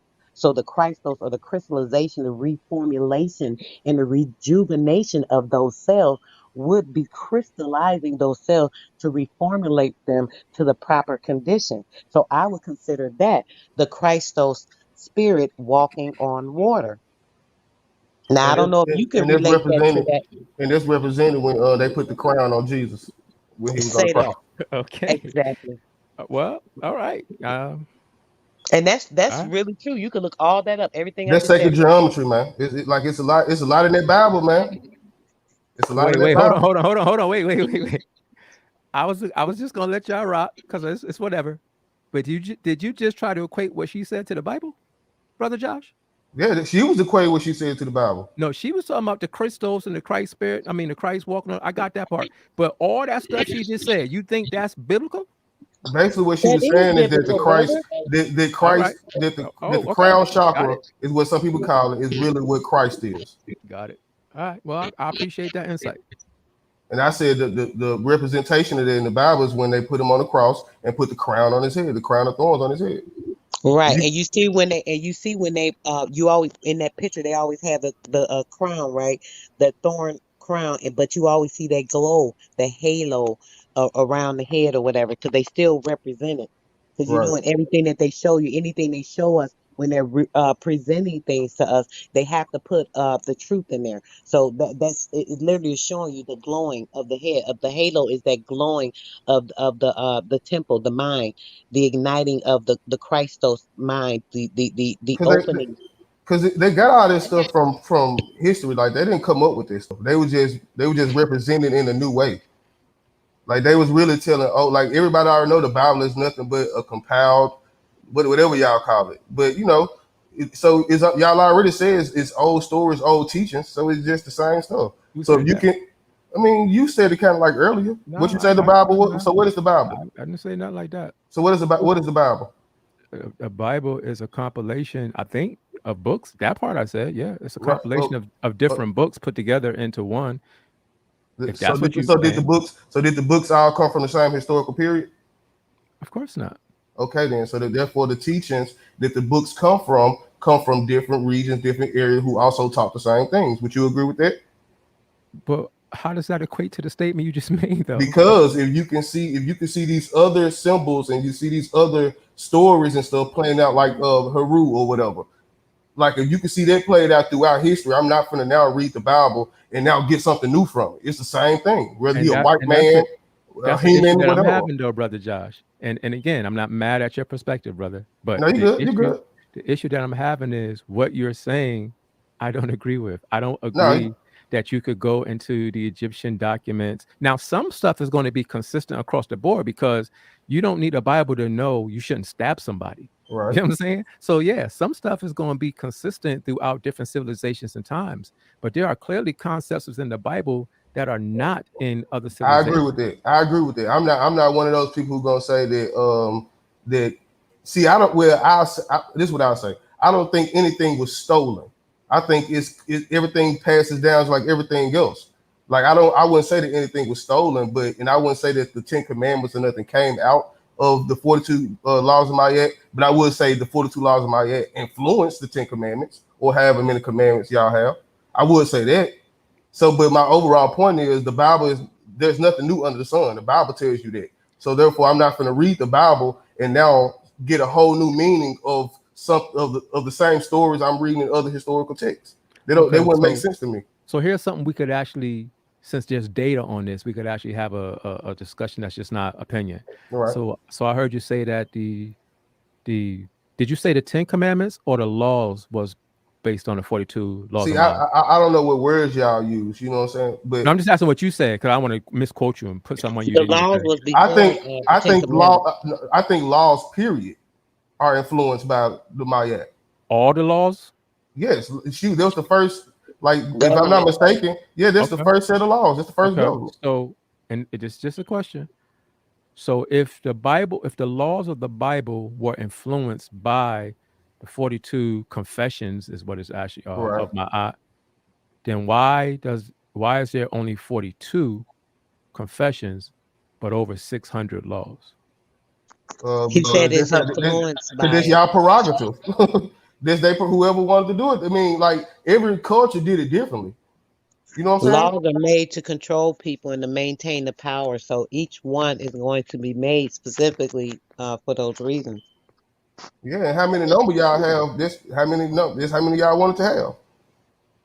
You know, I'm pretty sure it was another culture, probably in West Africa somewhere, that was influenced, and they built their government different. But that don't mean their government wasn't influenced by, Kemet or nothing like that. Oh, so you're saying, I think I got what you're saying, because I'm literally trying to understand. So you're not saying that the laws of the Bible were stolen from those laws. You're saying that concept of making laws. Right.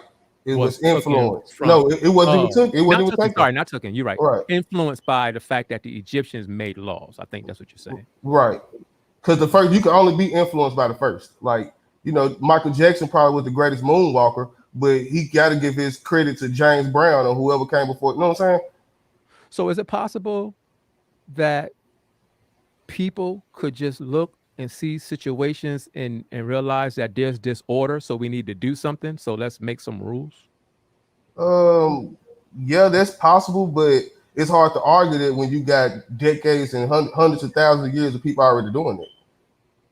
Well, that's not even my argument. I don't even believe that. I've just asked, is that possible? Because it sounds like what y'all are saying possible. Is, well, if the Egyptians did it first, then everybody that did it was influenced. But I mean, it's possible, but it's not likely. Oh, okay. But this is the thing. They had every right. Like if the Egyptian Empire or the Kemetic Empire was the best empire ever, everybody bites off the best. I mean, according to history. I mean, like the only one that I say, in my opinion, is the Islamic Empire, which would be kind of like the same thing. Where did the Egyptians get their concept of laws from? Were they influenced by someone before them? No, because their laws and stuff the Mayat didn't come in until like the later dynasties, and they didn't like the first king. Wait. So there's no laws until the confessions. I want to keep clarifying that. So there's no laws until then. Not that I know of. Now I'm not just walking around wild and just doing anything. That don't mean just because there were no laws, that don't mean people was wilding. That'll give the perception or the thought that people can't act without a book or something. I don't have laws. I don't live by the Bible. I'm not out here wilding, and I'm in 2021. So you talking about the process of writing them down? I'm saying I don't know what you're talking about. No, I'm asking because if you say that's why because I don't want to say you're saying something you're not. So I'm saying there's a whole civilization before the dynastic period. They had right. But you Where said that where the where Egyptians' laws influenced the laws of the Bible. right. Okay, what I'm saying is then what influenced them to make their laws? Because clearly people was doing certain things, have restrictions, and Right. before they wrote them down in Egypt. Their creation of a government, there was their laws creation of a written on state. walls in other temples and places even before that time, before the Egypt That's what time. I'm saying. What That's I have to see. crazy. I have to see that. I have to see that. I have to Oh, see that. you could Because look and find there's a some of the difference between information but in there's a India. difference but there's a difference between rites of passages and laws too though. You just There's a difference between rites of passages and laws. There's two different things. Law, like you said earlier, laws was put into place to control a society, a city, a state, a government. So laws then come into place into government, cities, states, courts, and stuff was put into place, which was But during there the was first dynasties no, brother, of that's Kemet. not true because there was always governance and there were always laws. They probably didn't say, "Oh, we're your government." So Oh, you we're telling me ruling you. so you telling me the governments existed in pre-dynastic history? Governments always existed. Whenever there was a civilization and people, there was always someone That's to not true. help. That's not true, sister. So But I'll Josh, let you you saying build though. that? So hold on. So you saying You more saying it was just a recently free people for all at decided? some point, Josh? No, people knew, like we know how to act, believe it or not. There's millions of people on this planet who don't live by no kind of book laws, no religion laws, and they're doing just fine. We They know don't how to have it act as written a that this is the law, but they all have laws, brother. They may not have wrote down this is our law for this and that, but they know there's certain things you don't do in the village. There's certain things you can't. Those are Bro, different from laws. that's not different, bro. Knowing You're putting that. a title. Go ahead. You're putting a title and a word on something, and you can't do that. We're talking about what's going on, a premise of things going Okay. on or what's happening. We're talking about laws, people Okay. having governance there. Even in any village, I don't care how free you think they are, there's somebody that's heading that village that's gonna make the final decisions on certain things. Everywhere in civilization that's happened. So you cannot argue that. Come on now. Right. No. Right. But like I said, there's a difference between rites of passages and laws. Back then we operated on rites of passages because we wasn't savages to that matter. So we didn't have to have all these "thou should not kill" or "I did not do this" in like Mayat or something like that. Like we had rites of passages. Like, you know what I'm saying? Like the first son gets this or stuff. Like we had those. Were they written down, Brother Josh, or these were just known? No, because this was before writing. So these were just and before, what about the time before was it they used inherent words, or was it brother? taught? It was What taught. about, what about before they used both. words, brother? When they were telepathically speaking and they didn't have certain languages and things of that nature. There was a time when people were, communicating and they used sounds, they used motions. So tell me, how did the law pass through? So tell me, by that way, how did the law pass through the nation? By way of what? They just yelled it out from the top of a mountain. Brother, I don't live there, but I'm telling you now that this happens now. There are villages right now where these people do not use all these words. They use motions, they use sounds, they have certain clicks with their tongue that mean certain things. I mean, what? Do you not know this? What are you saying? I know that. So what I think I hear you saying, Josh, if I'm not mistaken, what I think I hear you saying is that you're just making a distinction between if something is written down or if something is just known. No, I'm making the distinction between rites of passages and laws. Laws come by way of government. That's the word y'all use. So if I don't see a government, you can't. If you can't show me a government, a kingship, then you can't show me laws. So do you mean an organized government? Is that the issue? Yeah, a government. There's no such a government is organized. A government simply means to have people in positions of power who bring about an order. That's right. all it is. Right. So that's always been the case. Rather, if you could just deal with a family, there's going to always be a head. No. You taking it somewhere else. Y'all broke up the word. Listen though. Y'all broke up the word law. Y'all broke up the word law. Yeah. Right. So do laws come by way of families, or do laws come by way of the real government we talking about? Come on now. In every family. Well, what I was saying, Brother Josh. Okay, yeah. Okay. They don't say I'm trying to reach where you at, brother. What I was saying was, I'm trying to get the understanding, because I don't think there's been a time where, even if it was just two people in the village, right? It always has to start with somebody where they notice, okay, universal law. Our ancestors knew universal law before any government or any other law. No, but that's the rhythm of the nation told us everything. I mean, rhythm of the universe told our ancestors everything they need to know. Okay, when they get out of this place, go ahead. You got to understand. I'm a Bible person, so I don't even believe. I'm just asking. I'm trying to understand what you're saying. I got a whole different perspective. It sounds like to me you're saying that until Kemet, there was no law, and I don't know how you could be saying that. I didn't say before Kemet. I'm sorry, not Kemet. Ma'at, the laws of Ma'at. Sorry. Right. To me, we know that. I said no. I said there was no government. You can't show me a government. If you can't show me a government, right, before the first dynasty of Egypt, right, then you can't show me laws. Now, people had rites of passages that y'all might try to say were laws, but they wasn't laws. They just rites of passages. Okay, I mean, I see rites of passages and universal law is what kept a civilization in place before a government came in and forced them into a certain place. See, y'all don't understand that laws is what really began our fall. Government is what came, government come by way of colonization. All governments are down there foreign to whatever land they come to. So when you see government enter Kemet, to me, that represents when Kemet failed. I understand what you're saying. I don't agree, but I understand what you're saying. Right. That's why we don't even make the laws. Because we not really considered the government. So when our ancestors be living in a civilization to where, like y'all said, the family make the laws, like the rites of passages. Right. I mean, I'm just saying, see, when I study history, I try my best to put on a historical context. I'm not saying I'm the best historian, none of it, but I try my best not to have on 2021 glasses while I'm studying history, because you would get the idea of what laws are today and think that that's what they were back then. Not saying everybody. I'm not saying nobody on this panel do that.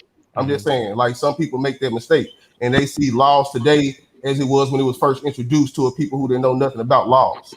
But brother, don't you think it's a mistake to get caught up in words when there's different meanings for certain words? And no, I'm not getting caught up in the words.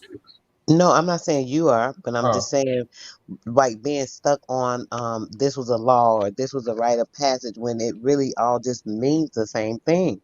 They can mean the same thing, but the laws I'm talking about. We're talking about in the context we're talking about. What are you talking about then, as far as like the laws I'm talking about and the laws he's talking about are the same kind of laws. The laws that come in to control. So can you define for us then, from your perspective, brother, what you mean by rites of passage? Because maybe you mean something different than what I think you mean. What do you mean? Let me give you an example. And I'm not no ancient Kemetic guy. Nah, you good. But I say this, in certain, you couldn't get into certain schools or mystery systems or some things, like whatever they called it back then, unless you was of a certain degree. Mm-hmm. You know what I'm saying? That's not considered a law. It's just a rites of passage, because some of those things can get explicit. So just like the Bible, you're gonna get the fundamental breakdown before you move on to the next. That's the way they grew up, that's the way they grew the kids up in their time. They didn't just jump the kids into the high level exoteric sexual studies and all that. Okay, that's a clear distinction, or excuse me, that's a clear answer to my question. You use the example of someone who may not be allowed to participate in a certain event because they don't have that rite of passage. Right. And then you said, but that doesn't mean it's a law. They haven't went through that rites of passage. So the fact that they are prohibited from participating, you're saying that doesn't mean that it's a law. Is that correct? That's correct. Okay, so I need you to explain this to me, and again, I'm asking for clarity. Okay. If I have I don't even know what word to use at this point. If I have a saying, I have something that I say you cannot participate in this because of X, whatever that X is. Are you saying that that's not a law? The difference is a rites of passage is something that you have to actually do. Like, so rites of passage is like I have to pass the second grade before I get to the third grade. Correct. But if I say in order for you to get to the third grade, you have to pass the second grade, is that not a law? I mean, it can be. No, I'm asking you, is it? I mean, yeah, it is today. But so you're saying, but back then it wasn't? I mean, even today, I don't think it's a law. You just said it was. Huh? I mean, but I had to think about it. I don't like, it's a technical law. I don't think it's a law. I think it's a rites of passage within the school or whatever, like, you know, whatever they call it in the school system. I don't think it's a technical law though. So is there a difference between a law and a rule from your perspective? See, I'm not one. It can be. What's the distinction between a law and a rule? Because I can tell my son that he got to clean up the house, right? But if I tell my son, if you don't clean up the house, I'm gonna whoop your ass. That what makes their rule a law. Wait, hold on. Say it again. Because laws typically come with a legal or political whatever type of, like if you break a law, there's a legal backing to that. Correct? If I tell my son, if you don't clean up the house, I'm gonna beat your ass. He don't clean up, he's not going to jail. You know what I'm saying? Yeah, but it's still a rule that you set forth. But that's the difference between a rule and a law. If you break the law, you can go to jail. Law has to be connected to a legal system. It is connected to a legal and political system. By definition? Yeah, by inception. No, what I'm asking is, have you looked up the word law? I mean, no. I'm sorry. I'm thinking about what laws is today, not the overall sense of the word law. No, I'm thinking about it in context of what we're talking about. But no, because you got the universal laws that don't have nothing to do. But laws do have consequences, though. Rules don't necessarily have consequences. Okay, I'm not trying to literally to box you in. I'm just trying to understand because from my perspective, I don't see the difference. If I say you can't do this unless you have this in place, or you can't do that without this, or whatever that is, to me, that is a rule I'm making, but it's also a law because I'm enforcing it. Right, but when the government tells you that, it's automatically a law. It's automatically a law. But is it still a rule? It's a law. According to the government. No, according to the government, it's a law. Brother, you what? Okay, I'm confused why you're trying to make a distinction between a law and a rule. No, you're trying to make that. I'm telling you. No, I'm saying it's the same thing.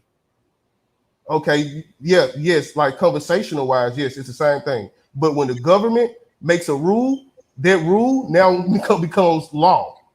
Okay. All right. Your rule may become law in your house when we talk about civilizations. We talk about a government, a civilization of people. So right. in your house, in your household, or your whatever, I agree with you. Your rule is your law, but the government is no such thing as rules. It's just straight laws. Because like I said, there's consequences to it. I can tell my son, clean up your room. If he don't clean up, that doesn't necessarily mean I'm gonna punish him or there's gonna be consequences. No, but what it does mean is he broke the law you established. But when you break the law of the land or the law of a government, the difference is there are consequences behind it. That's the difference. It could be. It could be. Yeah. No, like, we know that people do. That's why you have what's called a judge. Sometimes they carry out a harsh sentence. Sometimes they let you go with a warning when you stop by police. If you get if you drive 60 and a 45, you broke the law. But that don't mean the police gonna give you the ticket. He might just let you go with a warning. So I'm saying it's the same thing, but it's okay. I'm not. It's so okay. What you saying? There are consequences, but you may not face them. That's what you saying. Yes. You can make a rule to your son without any consequences back to it. Yeah, just like I could set a law in my house. And somebody could break it, and I might feel lenient that day and not do anything. Right, but the government don't operate like that.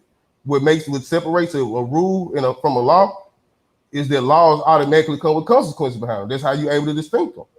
Okay. To me, that makes no sense, but it's cool. At least I got that's how I'm able to distinct them. But like I said, you gotta go back because I know I'm not playing semantics. But when you see the word law come into play into societies, you also see that come by way of government.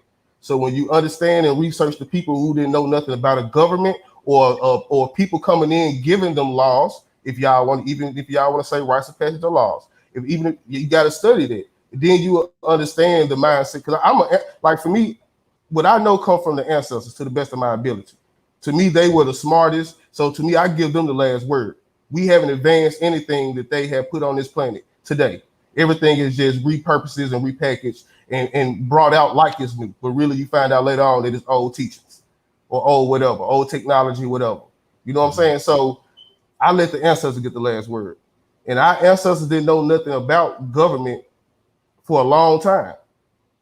You know what I'm saying? We just had universal law and rites of passage. Now, the universal law comes with consequences. Like you got the law of cause and effect.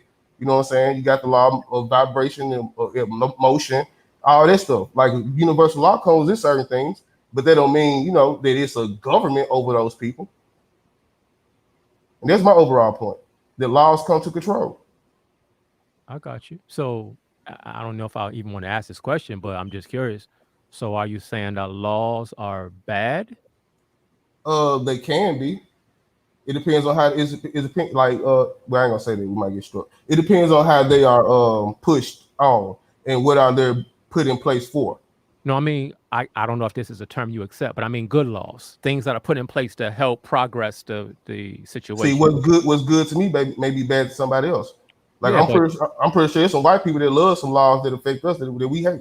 Yeah, but I'm saying I'm not dealing with subjective laws. I'm dealing with objective laws. Okay. So what's your question again? So are objective laws good? They can be. So if a community of people put together, which is objective, it's not one individual. You have a community of people, they get together and they decide that in this community, this is what we need to happen in order for us to be at our best. And everyone comes together and they make that law or that rule. I'll say law, I guess that's what we're talking about. Are you saying that that's a bad thing? It can be like, because I'm pretty sure everybody's not going to agree. Like they may come to a common agreement, but some people's going to be on the one side and some people going to be on the other. It's just the reality. I'm not trying to be slippery, Paul. You just telling me how you feel. I ain't mad at it. The reason I'm asking because it sounds like to me, under the system that you're talking about, it's a very dangerous system. Because if you can't have an objective standard, then that always leaves room for a wild card. For no. To do whatever they want to do. No, I'm not saying let's go back to those days. No, I'm talking about now. What I'm saying is, if you're saying that a community making a law is not good because somebody within the community might not agree, then what you're saying I didn't say making the law wasn't good. I was saying the law may not be good. No, but if the community agrees on it, that was okay. Yeah. Well, I'm sorry. Yeah. Okay. Yeah. That's good. If a community, if a community can agree, that means they govern themselves, right? Right. But what if it's 70-30? 70 agreed, 30 didn't like it, but it passed anyway because 70 was the majority. If it's a community and whatever happens affects their community, and it's in their hands, which means they govern themselves. I'm all with laws that I'll make it simple. I'm all with laws that come by way of people governing themselves. So if that's what they want to do, it's how they want to do it. So is the 70 right and the 30 has to abide, or does the 30 have the right to say, well, I ain't agree with that? They have a right to say they don't agree with it and do whatever they want to do. So they can move out the community. Because if that's how it works, Brother Josh, then you're gonna have a chaotic society. But that's how it always been. People always become refugees and escape harsh governments and stuff like that, or stuff they don't agree. This is reality. Ain't nobody on this planet ever agreed 100% on the law or something like that. Yeah, but it's not about agreeing. Sometimes it's about falling in line with the masses for the greater good.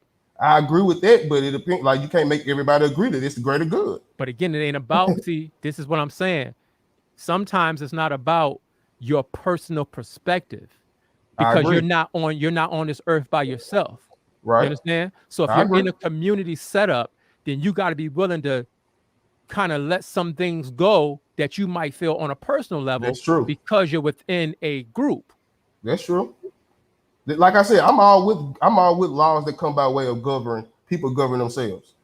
You know what I'm saying? I'm not with the laws that come by way of foreign governments or like a group of people telling another group of people like, what to do. I'm more so with a collective you know what I'm saying, collective type thing. So that way, whatever affects us, we put it into place. We know the cause and effect of all this. And nobody in control of our cause and effect. They will make them God over us. That's why they call the government, you know what I'm saying, the government. So who should make the law within, I guess I'll stick with the same motif. Who should make the law within a community then? They can, I mean, you asking me really what should be the system, because people can do whatever they want to do. I'll say, to me, I'm fine with a peer running voting system that's off integrity, that's out of the hands of quote unquote politics. Which means because we govern ourselves, that means we can run things. We can do this like Noble Drew Ali said. I used to be a Moor. The white man gonna come teach us how to run a government. I believe that. I believe a lot of stuff that's in place right now is in place. So later on, when we get our stuff together, we can run it. Because we invented a lot, like we had governments in America before the European. Let's be clear. You know what I'm saying? So stuff is put into place so we can run it. So eventually we are going to run it, but if we run it the same way the white man been running it, then it's going to the same stuff going to happen. Okay, so let me take you to the big question now. I was gearing up for this question to make sure we got understanding of each other's paradigm. Okay. So do you believe, Brother Josh, in objective morality? Can you explain that for me? So objective morality is the concept that there is a one overall moral state that should be the standard for everyone to live by. No, I don't believe in one standard for everybody. So I don't believe in nothing like that. So you believe that morality is subjective. In other words, you have the right to define for yourself what's moral, and someone else has the right to define for themselves what's moral. Is that what you're saying? I think by nature, moral is subjective, like, because there's good and bad, bad and good. Okay.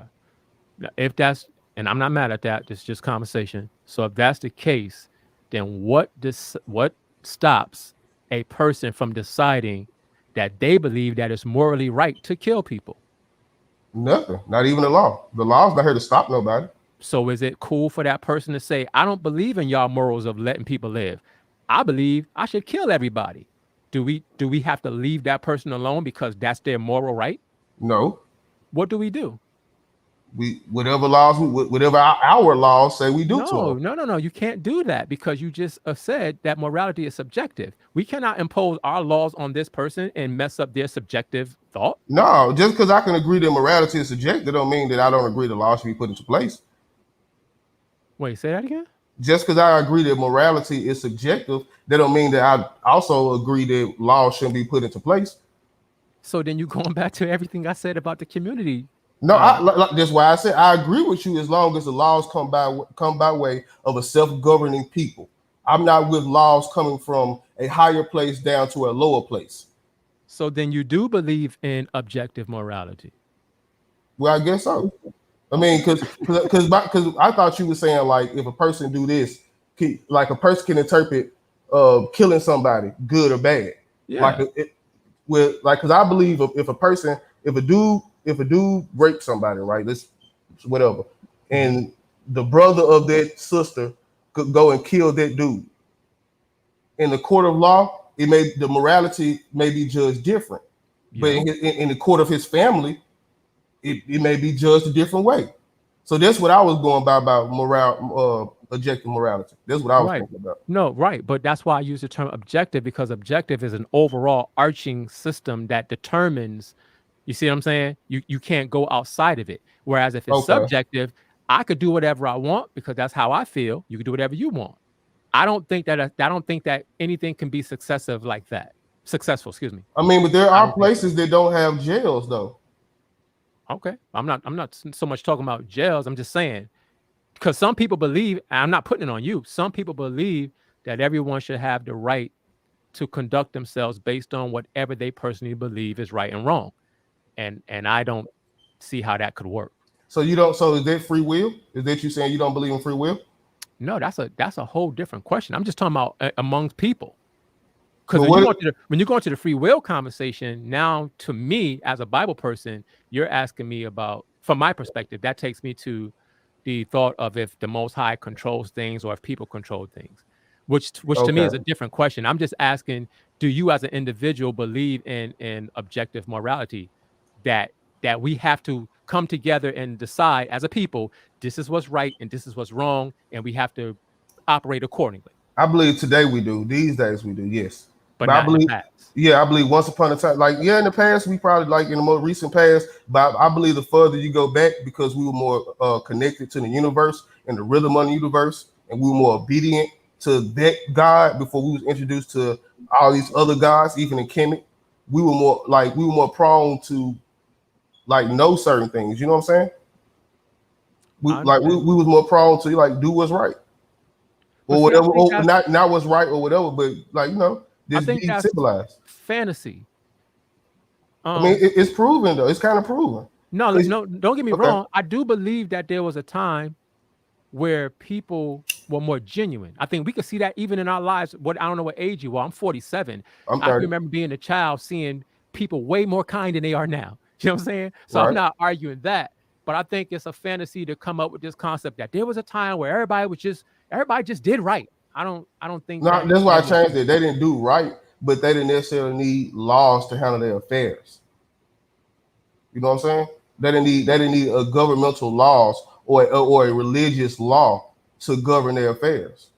Well, I think a religious law is different than a governmental law. I'm saying they didn't need neither.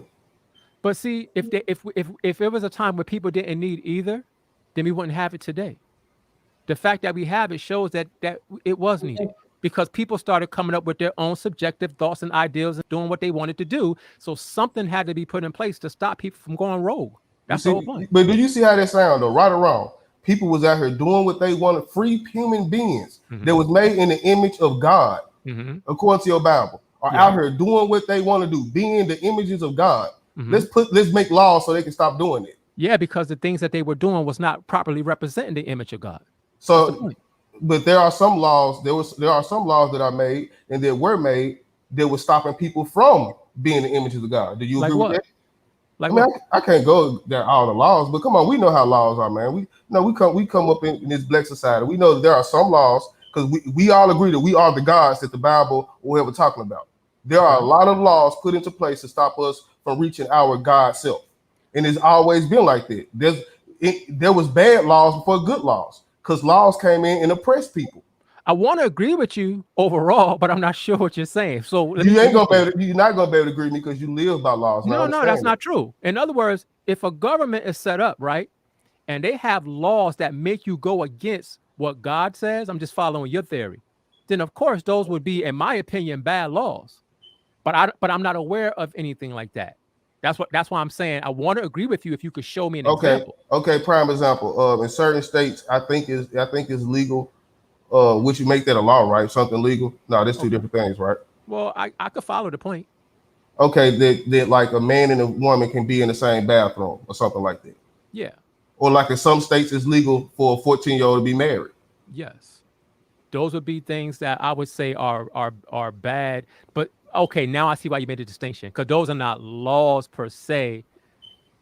They are laws, but they're not enforced upon people to, like, I don't have to go into the bathroom. You see what I'm saying? Right. So I see why I get your point. But okay, so I can still rock with what you're saying. So yes, I do believe that there are things that are put in place that if you live by those things, it would take you off the course of quote unquote God.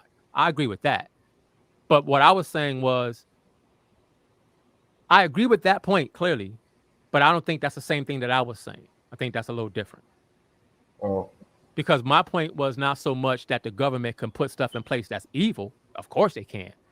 My point was, in the past, people began to do things themselves that was evil, which then brought about the necessity of rules. That's what I was saying. And I'm saying laws and necessity of rules came in initially to oppress people who was already thriving and doing what they was doing. Like it wasn't like the world grew bad. Then they were like, okay, what should we do? A random group of people said, oh, what should we do? Let's start a government. Let's put laws. No, there was an orchestrated world elite, the same way it is today. The Greeks and the early Egyptians came together I think it's both, brother, because I'm not going to deny the oppression of the powers that be. So I'm not going to deny that people took advantage of other people by being in positions of power, saying, you know what, let's set up some rules to control these people. I'm not going to deny that. We could point that out. But I also think that there are cases where quote unquote government was put in place to keep things under control because people was wilding. I think they came later on. Now I agree that later on, because anytime that you suppress an energy, regardless if the person want to do it or not, the more you tell the person not to, or you can't kill the energy, it's going to release itself anyway. So the more you oppress people with laws in a way, it's going to make them release whatever it is that you tell them they can't do. They're going to release it in some form or fashion. Not saying everybody's going to be killers or whatever, but some people are going to react to that pressure a little differently. Not saying it justifies anything, but that's like the black magic or whatever, the spiritual science behind the laws and why they came and decided to do it in the first place. Okay. It's like from turning niggas into gods. That's one of the parts of the process. I mean, turning gods into niggas. So let's bottom line it. Like slavery. What I think I hear you saying, and again, correct me if I'm wrong. I think I just hear you saying you just pretty much got a problem with law. I have a problem with government. Government. And I don't care if they're African. I don't care if anybody around here calling themselves a government. I have a problem with, because I know what government represented to my people, especially on this American soil. Well, forget America, because we all know the powers that be are corrupt. I'm just talking about in general. You have a problem with having a government system, period. Right. No, a foreign government system. I believe every city should have every state or every city, depending on how big, whatever, or region, should have their own president, have their own government. Like every city, like how it used to be, basically. Like every city or state should operate as its own country. Okay. It may not be considered its own country, but it's how it operates politically. It should operate that way. And I feel like we'll have more peace. More people be doing what they want to do. Because hey, if you with the LGBT stuff in Atlanta, that don't mean we got to be with it down here in Memphis or in New York or whatever. You know what I'm saying?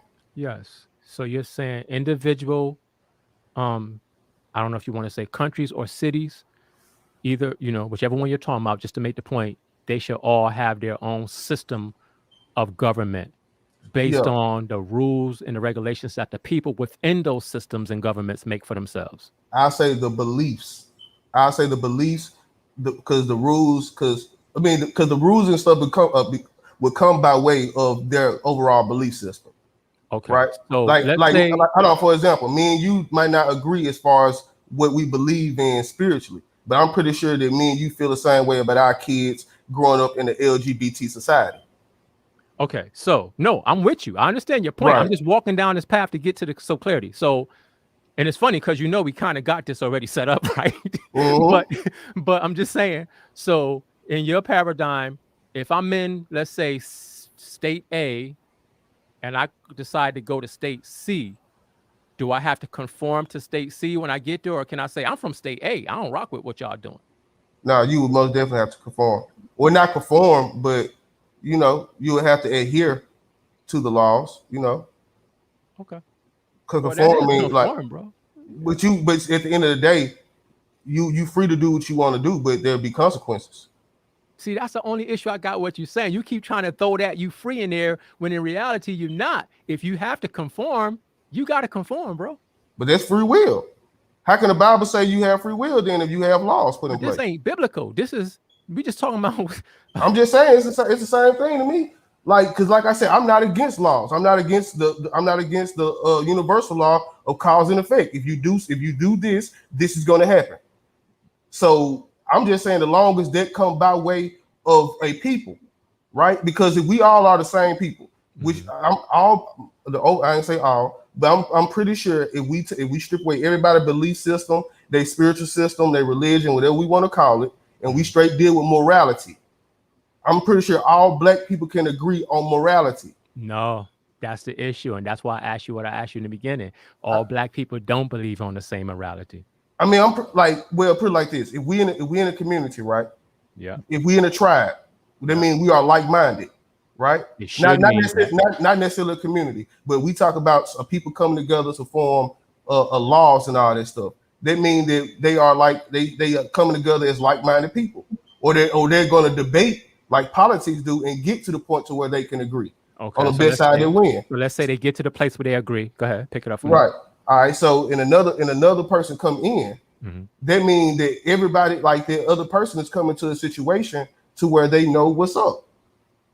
Wait, you realize this is everything I've been asking you all night, right? Right. And like I told you, as long as those laws don't come by way of a power system or like a hierarchy system, like the president of the country can be a plumber. They don't necessarily mean he's an elite. My problem is not with laws. My problem is more so with government. No, I got you. You made that clear. I'm with the self-government system. You know what I'm saying? Everybody come up with their own system or way of doing things based on their city, states, or whatever. And that's what they go by overall. Not with anything else that trumps that come from somebody that don't know what's going on inside their communities and stuff. So when your system that you're talking about, you good as long as you stay within your borders. Don't go outside your borders. They kind of how the world works, though. Well, now I could pretty much walk freely from my city to the next one, and everything. But you just can't freely walk to the next country. But I said cities, bro. But I'm saying, that's why I said this is how the world works. Like you just can't. Like that's why I said, like you have quote unquote free will, but with free will comes consequences. You know what I'm saying? Like you don't have the right to free will and the right to like not be held accountable. Like I'm all with holding people accountable. If you can't just go nowhere. Like there's never been nowhere in history where people can go anywhere and do what they wanted to do. I'm never with that. But they are free to do what they want to do as long as they are cool with facing the you know what I'm saying, the consequences, the judgment or whatever. I mean, but that's like, I get that. I'm not going to argue that. If you want to wild out, you can, but just know if you do, you're going to get in trouble. I understand that, but isn't that kind of like okay, well, let me ask you this then. We got all these laws in place. We got people following the political laws. We got people following the biblical laws, the Islamic laws, and we're in the worst condition of our life. How is that so? You said, how is that so? Yeah, how is that so? All those examples that you gave, with all those variations of people doing those separate things, they still all fall under the overall umbrella of law. In other words, as a Muslim, I'm not a Muslim, I'm just making a point. As a Muslim, I'm going to do my best to adhere to the Quran. But I also understand that while I'm adhering to this Quran, if I decide I'm going to go break a law, a state-established law, I'm still getting in trouble. That's what I'm saying. So my idea would be how the overall view of laws are, whether you biblical, Quran, political, whatever laws. I'm shrinking it and putting it in the power, putting that power in the hands of a community or a city or a state. That's the only difference. You know what I'm saying? That's the only difference I'm making. Like I'm all with it, but the same, like, you know, I just don't like it coming from a foreign power or oppression, because this what oppression is. That's how oppression is created. If you strip away the laws that these people are able to put into place, then you also strip away their ability to oppress a people. I'm not necessarily in disagreement with they stay on the power. Wicked people using their power to oppress a people. Again, I can never go against that. Can you name me a good government that ever existed in the history? So for me, I was never really arguing for government in the sense of the world. You know what I'm saying? I believe that when I ask you about objective and subjective morality, I was asking that based on the fact that I believe that the standard of morality that I and my family and the people that I know we live by the biblical code. So I wasn't really ever connecting this to a worldly government, although I could see the connection. Okay. Okay then. Well, Sister Soul, you still there? You got anything you want to say? Well, I guess not. But I do believe that there are worldly governments that have some good things in place. Like I said, I don't feel like somebody should just be able to walk around with a gun and just gun people down. Like, obviously, there has to be a consequence for that. Right, but this thing, though, see, the consequence don't necessarily take away the person's free will to do it.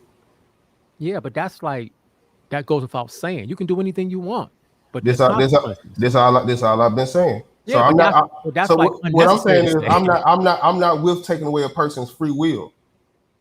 Right? I'm not like this, like, because some governments, some laws do try to take away a person's free will. Like you got the abortion, you know what I'm saying? You got laws like they trying to do with the jab and all this stuff. They trying to literally tell people what they can do with their free bodies, regardless of what the I'm not see. But nobody, I don't think nobody is. I think anybody. Well, I shouldn't say that because we know people are aware, but I don't think the average person would disagree with that. Nobody wants somebody to tell them what you can and cannot do with your body. So that's what I meant when I said that goes without saying. That's a given. You know what I'm saying? Of course. But my point is, like, the government are coming in with laws that are oppressing of people. When you oppress a people, that's kind of like saying you are oppressing their free will. So and that's what I'm saying. That's what the laws were. It's kind of hard to do it because we are who we are. We are the images of God. So we're gonna always find a way. The cream gonna always rise to the top. But yet the overall agenda, the overall agenda was to oppress and strip you away from your free will, your birthrights, stuff of that nature. All right, let's go one more and then we can wrap it because I think everybody else is knocked out. Yeah. So when you speak of God, I heard you mention it several times. You say we are the image of God, the people of God, and yada yada yada. Who is God from your perspective? This ain't an attack. I'm just no, you good. You good. I would say the universe. The universe is God. Yes. Can you explain that? The universe is responsible for everything in physical existence. I don't believe God exists beyond physical. I don't believe that in the spiritual realm they either care or know a God. So when I speak of God, I speak solely on physical because that's the only place he existed, right? So I would say the universe, based on the stories and I would say that the Most High is the universe. I think we are God, but I think the Most High would be the universe. I don't think the Most High and God are the same person. Just like when they say, let us make man in our image. Okay, so scrap the God question, because if that's the case, then God to you is us. By way of Psalms 82:6, ye are God's children of the Most High. So scrap that then. So who is the Most High that you speak of? The universe. Now, when you say the universe, you mean that literally like the universe is God? Like how does that, I mean the Most High, how does that work? What does it do? Because when you speak of the universe, you think of the all-knowing, all present, all that stuff, and the closest image to that, like where as far as humans go, that'll be the black woman. But as far as like the overall, it'll be the universe. Nothing in the physical is more powerful than the universe. So the universe knows all? Yes. How? You can, if you knew astrology, you could predict some things. No, but that's you doing that. How does the universe know all? But you're getting that information from the universe. But is it telling it to you, or are you just looking at it and observing it? It's the same thing. I mean, no, it's not the same thing, well, telling implies talking, but you're getting that, you're communicating with it. You communicate with the universe. People do it every day. No, you're actually not. You're looking at it and observing it. It's not saying anything to you, so you're not communicating with it. I mean, it's different forms of communication. So you looking at something and gathering information to you is communication? Have you ever been in front? Well, I'm not trying to get vulgar, but like a stripper. Nah, you good. A stripper can dance. She ain't got to say nothing, not a word. She can look at you and dance at you in a certain way to where you know what she means. Y'all communicate. It's the same way with the stars. The stars can align, move, position themselves in a certain way to where if you're paying attention, observing them, you know what they mean. Now, you can say that's not communication. But to me, I call that communication. I call that observance. I call it communication by way of observance. No, I call that observance. An observance. because if you looking at a woman and if she looking at you, y'all observing each other. Yeah, but don't use the woman, use the universe. I mean, but it's the same thing because the star. Because a woman is not. Not.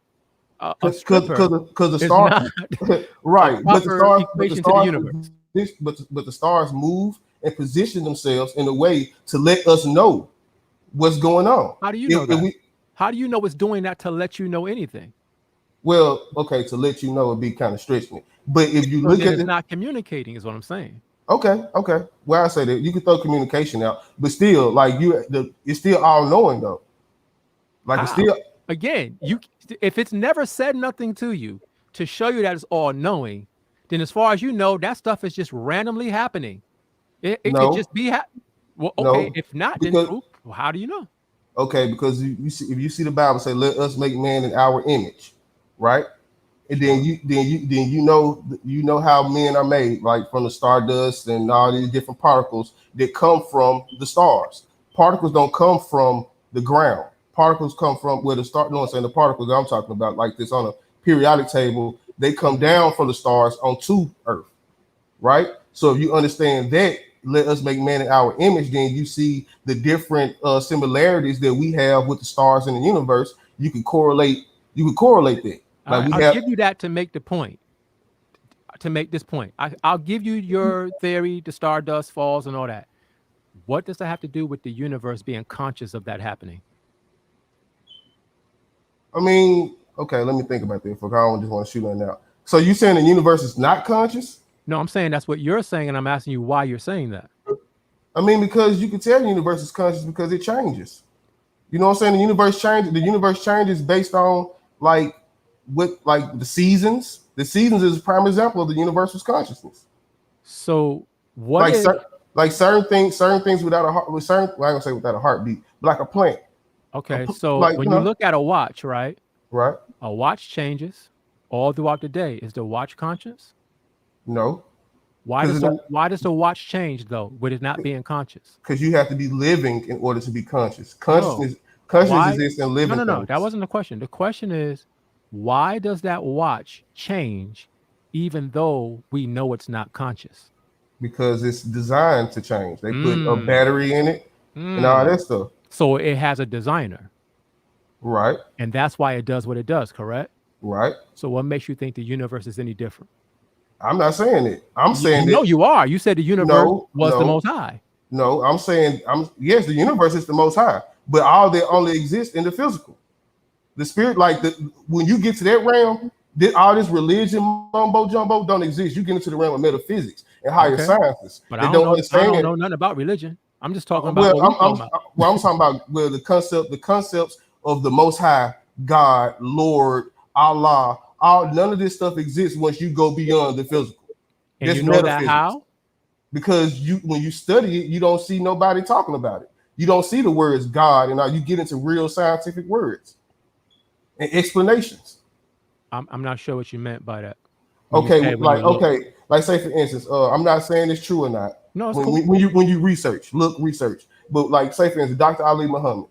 I'm not saying it's true or not, but he came out with a presentation explaining how the early Muslims or whatever was able to pinpoint in the Milky Way galaxy God, or the force that controls everything. Mm-hmm. Right? So even though he's Muslim, when he got to that, he couldn't explain it using any biblical or religious, spiritual, whatever type of explanations. Mm-hmm. So the most high would be in the physical. The most high is the most high we see. The most high we see is the universe.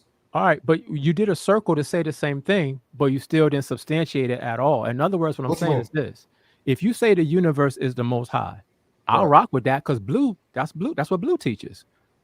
My question though is, if the universe is the most high, then that means the universe is consciously doing everything that it's doing with a purpose behind it. It is. Okay, so what I'm asking you is, can you show at all in any fashion or form that the universe is consciously doing what it's doing and how you know that's true? If it has not said nothing to you or showed you or said anything to you, how do you know that's true? Okay, like say for instance, right? If you look up, now I'm not into astrology, but I do know a little bit about it to be able to try to say what I'm saying. All right, so if you look at all the retrogrades that are going on right now, right, and we just discussed Saturn and how Saturn comes to place, zodiac speaking, Saturn comes to place to basically whip you into shape. Basically, it comes with harsh judgment, harsh discipline to teach you self-control and to whip you back in place, right? So if you line it up with what you see in the universe, you are able to know what's going on, and like the universe does operate in a conscious type of way. Now, does it also operate in a way where it just does what it does? Like, yeah, but in another sense, because of our relationship to the universe, it's just like a computer. If you plug up a USB cord to a computer and your phone at the other end of the USB cord, if you have that connection, You are not able to transfer, download, whatever. The universe operates the same way. Sure. They actually built computers based off the universe. Sure, but the problem with your theory is that the computer was made by a creator. Right. And I'm telling you, once you get to that creator, you are no longer talking about physical because you're now going beyond what the eyes can see. But now you into some spook stuff. No, why is it respectfully. No, I'm not offended. You cool. I'm just saying, but why is that spooky? In other words, here's what I'm saying. If you're trying to say that creator that's above the universe, it have man form or human form, I say nothing like that. And do that. But that's what I mean. Now you're going to have to talk to me like in astrological terms. So we're leaving the physical. Why do I have to go astrological? Why can't I just talk to you like I'm talking to you? Oh, go ahead. No, I'm saying I don't need to deal with astrology to explain what I'm saying. I'm talking. Okay, go ahead then. So, did the universe always exist? I would say yes. Yeah, because there's multiple universes. Like this universe, who knows? But as far as like what we know to be universes, yeah, they always exist. Okay, so why would this one be different? I don't know if it's different or not. I've never been on other universe. Like I see, like well, I don't say I see, but they say it's human life, human forms, or conscious form, or life beings on other planets or universes, whatever you want to call them. All right, hold on. I think Swab wanted to say something. He might be closing out. You there, Swab? Yes. No, that's probably an echo. Oh, I thought Swab was saying something. Okay, yeah, I heard what you're saying. So you're saying that other universes did always exist, but you're not sure about this one. Well, I'm saying the concept of universes, period. Right? If I'm saying like that always existed. Wait, you mean the ideal? Yeah, or the actual universe. The idea, like there are several different universes, right? And I believe that there are some that come into play, and there's some that no longer exist. They probably did exist at a time, but the idea of there being a universe always existed. So, because someone had an ideal of something, that means. I mean, all of this is from human perception. So all of this is really an ideology. Not saying it's a theory, not saying it's false, but all of it stems from an idea. Okay, so is it safe to say, just for clarity, that you're not sure if the universe always existed? Right, that's what I said. Like, no, I know. I'm just clearing it up. So right. If that's the case, then you realize that debunks the universe being the Most High, right? I don't think so. No, it has to, because you can't say the universe is the Most High, but then say you're not sure if it always existed, because the Most High, by definition, always existed. The Most High, by definition of the Bible? No. Okay, so what does the Most High mean to you? The universe, like before. No. What does it mean? What does it mean? The Most High would be exactly what it means. Like the Most High, the most powerful thing that in human observation. And that thing would have a beginning. It can, like, yeah. So you realize this is going to make all types of problems for what you're saying. No. Because what I'm saying is, okay, if you believe that there is a power or a power that's over the universe, I'm saying that okay, it's possible that that power put this universe in play for a certain reason. Oh yeah. Now you got it. I'm not disputing that the Most High, like, there's nothing beyond, because they're like, But that would mean that the universe can't be the Most High because there's something above it. Okay. But what I'm saying is the universe is a earthly thing. I mean, the Most High is an earthly thing. That's what I'm saying. That's why I keep bringing up the fact that once you get to the point to where you're trying to speak for what's in control of everything, I don't consider that the Most High. Okay. Now, so I can understand if a person do, but when I speak of the Most High, I'm speaking in the form of biblical context. Well, me too. So let me show you the problem with the way you're defining the Most High. That's why I asked you what it meant to you. Okay. Listen to the term. It's 3 words. The Most High. Then, what does that mean? To me, that means the Most High that I can see. No, that's not what those words mean. Because I'm coming from the point of view that men wrote the Bible, whether it's an ancient thought or whatever. Right. Whoever said the Most High, they was giving credence to the power that they was able to observe. Right. But if you're going to come from the Bible, when I'm not mad at that, then you can't use the parts of it you like, because in that Bible that you say you're using for that definition, that Bible tells you that there is no other God beyond him. So either if you're going to use the Bible, I'm cool, but then you got to stick to it. You can't take the parts you liked for your argument. Well, really, I'm only using the Bible because that's the only way that I would even give credence to a Most High.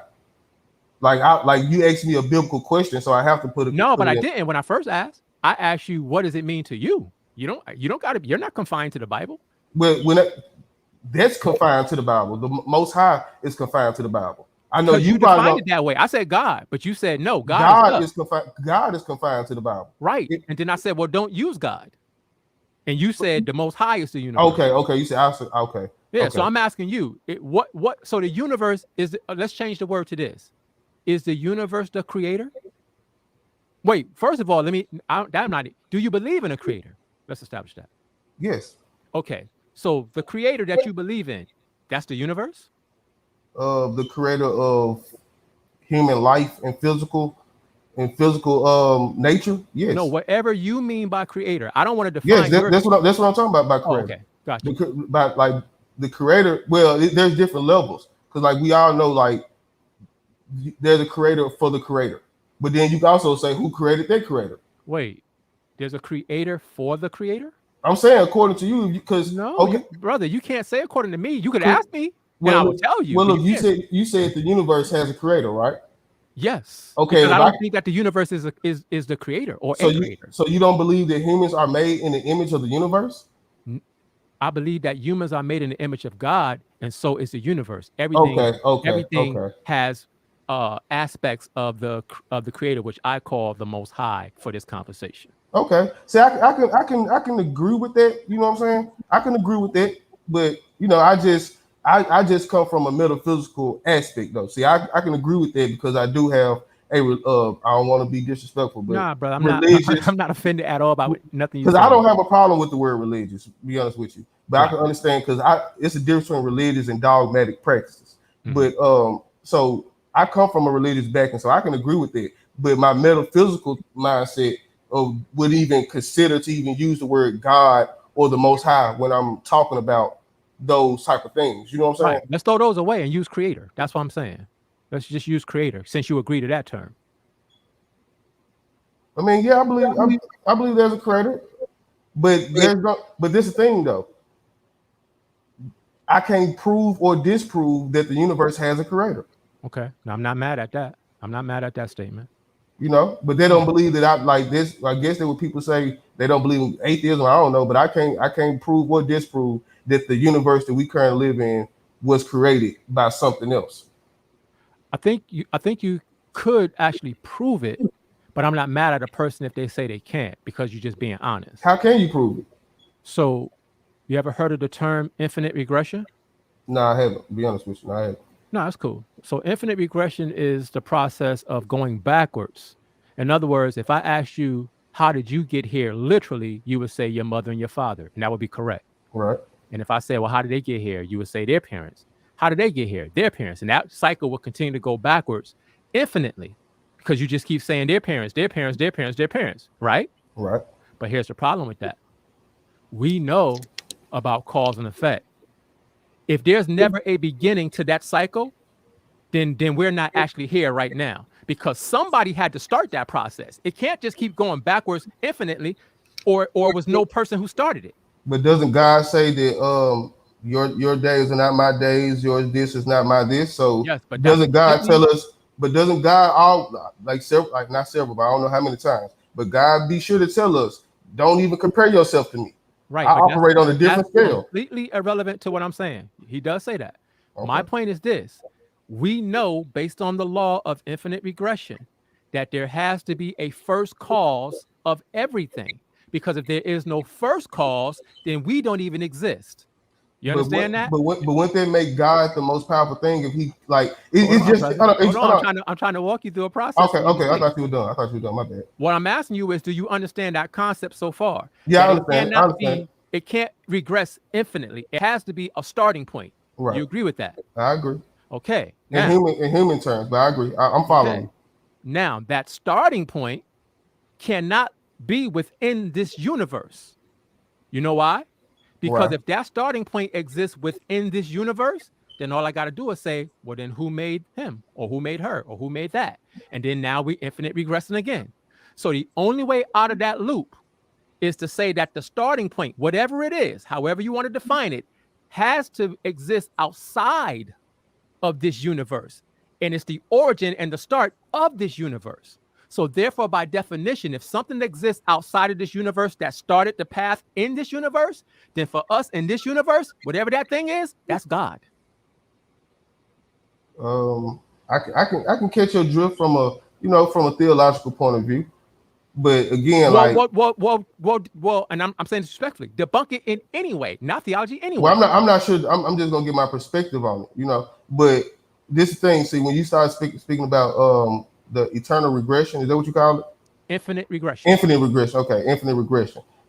I'm not sure if that applies beyond the physical. You would have to show me an example of that applying beyond the physical. No, I kept it within the physical. What I said was, if we trace backwards, all of us, to our parents, we're going to get to the point where that can't keep happening forever, or there was never a person to start that process. So we have to agree, and science does too. They say it's the Big Bang.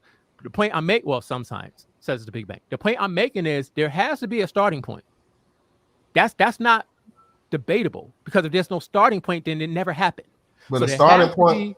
Okay, go ahead. There has to be a starting point. And if there is a starting point, that starting point, whatever it is, has to live outside of our universe. So you saying nothing comes from nothing? That's right. Biogenesis and abiogenesis.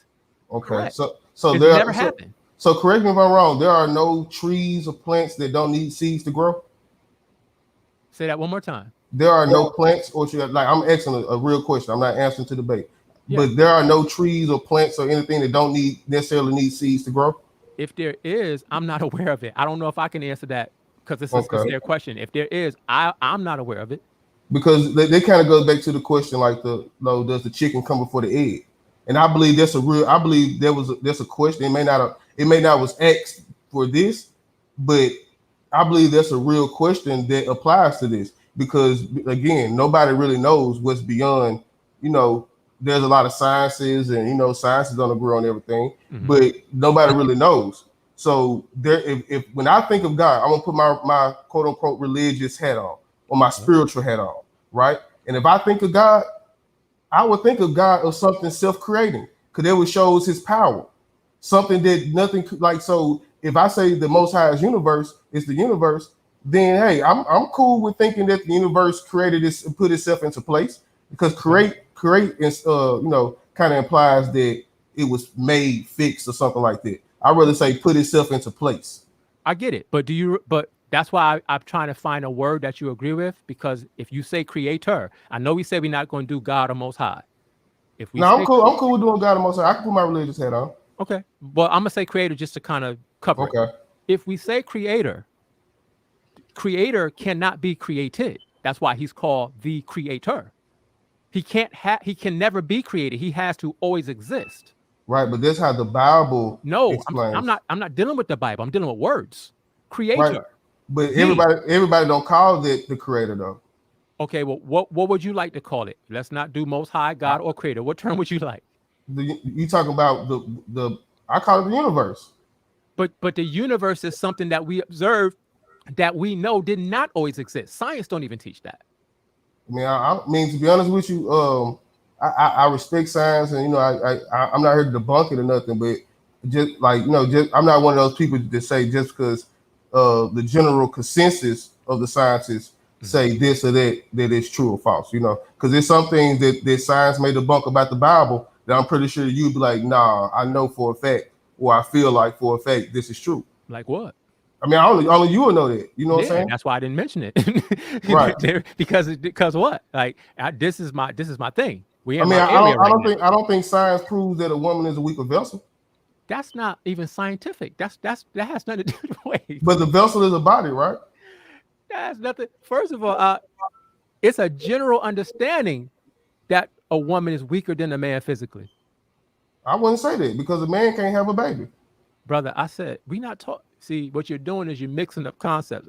We're not talking about that. And Okay. and again, and I'm not one of the Israelites that talk about the woman and put her down. No. I understand We your love, point. well, hopefully, you know what I'm saying? We love the woman and we understand her necessity for life. Right. But the point that I'm making is when we're talking about physical strength, it could be some cases of that if you got a real, skinny weakling dude and the sister been working out. But for the most part, we understand that men are generally physically stronger than women. That's not, science don't need to prove that. Yeah, but I think science disproves that though, just because you said general. The Bible don't say that some women are the weaker vessel. It says women are the weaker vessel. And I'm not here. I'm not trying to paint no Hebrews in the light of being this not no misogynistic woman. I'm just trying to show how science don't always line up with what we believe. And sometimes our belief will make us, or our facts that we know may make us put science as a secondary source. That's all I'm trying to say. Okay, well, I'm cool with that. But I think to go to the science connection to the weaker vessel verse in the Bible is a big jump away from what we talking about when we talking about the origin of the universe. That's why I said I was using that example. I was trying to get back to the universe thing. Right. And if we're talking about the origin of the universe, the fact that I'm saying the origin of the universe, again, denotes that it had a starting point. That's all I'm saying. And whatever, and I'm not trying to lock anybody into my personal belief about God or the Most High or whatever. What I'm saying is whatever you think caused this phenomenon where we at, I think it's the Most High God. That's my stance. But whatever people think it is, that's God, because it's the creator of where we are and who we are. But I would say this, if you can prove that whatever it is beyond, because I could prove that the universe have an effect on our everyday life. Mm-hmm. So if you could prove that whatever that is beyond the universe has that same effect or even more powerful effect, I agree with you. And but hold on. But this is my last point. No, you good. Now, I would still say that what you're saying can be true. But like I said, once you get into those realms, that gods you talk about or whatever that's beyond the universe, put the universe in place to be the Most High, because that's what affects our everyday life. That affects creation in this realm, in this physical existence. Once you leave this physical existence, you're now in a spiritual, existence, or non-physical. Some people don't call it spiritual. Yeah. So therefore, that's why I kept saying there'll be another conversation about beyond the physical, because they're now we talking about gods plural, because I don't believe there's one God that put this put all these stars and stuff, the way things work polygamously in a polygamous manner and in a religious manner in the universe. You can tell that whatever they created, it had to operate in the same way. So I would say this, and I agree with you as far as if we go to where I went, as far as there being an entity beyond this physical realm who I say is the creator, I would agree with you that at that point the conversation changes now. So I agree with that. But that's why I wasn't necessarily all I was trying to do was show that you can prove a creator.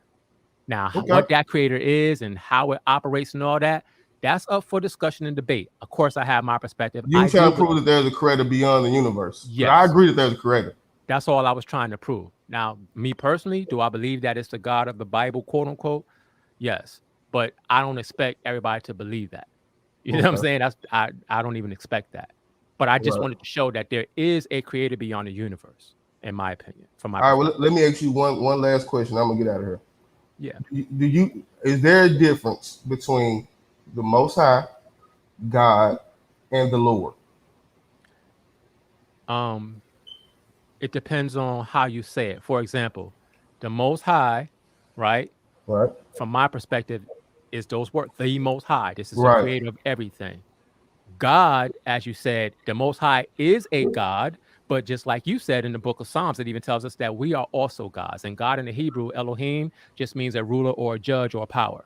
So anybody could be a God by definition. And the last one, Lord, is just a term that means master. So you could see the Most High as your Lord or your master, but you could also have an earthly Lord or earthly master as well. So there's a difference between those words in context, but they could all be used in the same way pertaining to the Most High. Okay, but when if you do the breakdown on the word Lord, You know it goes back to Mary. To who? Mary, Mary, or something like that. Okay, yeah. Shoot me that information, please. Break that No, down. I had to look it up my etymology. Okay, well, if you gotta, don't worry about it. I know it's late. Now I definitely pull it up for you though. But yeah, if you do the breakdown, it goes back to the word Mary. In what language? More than likely Greek or something like that. Because that's how far. No, that's how far the. Because in the Hebrew, the word Lord, Adonai, or Adonai, some people would say, it just means master. Okay.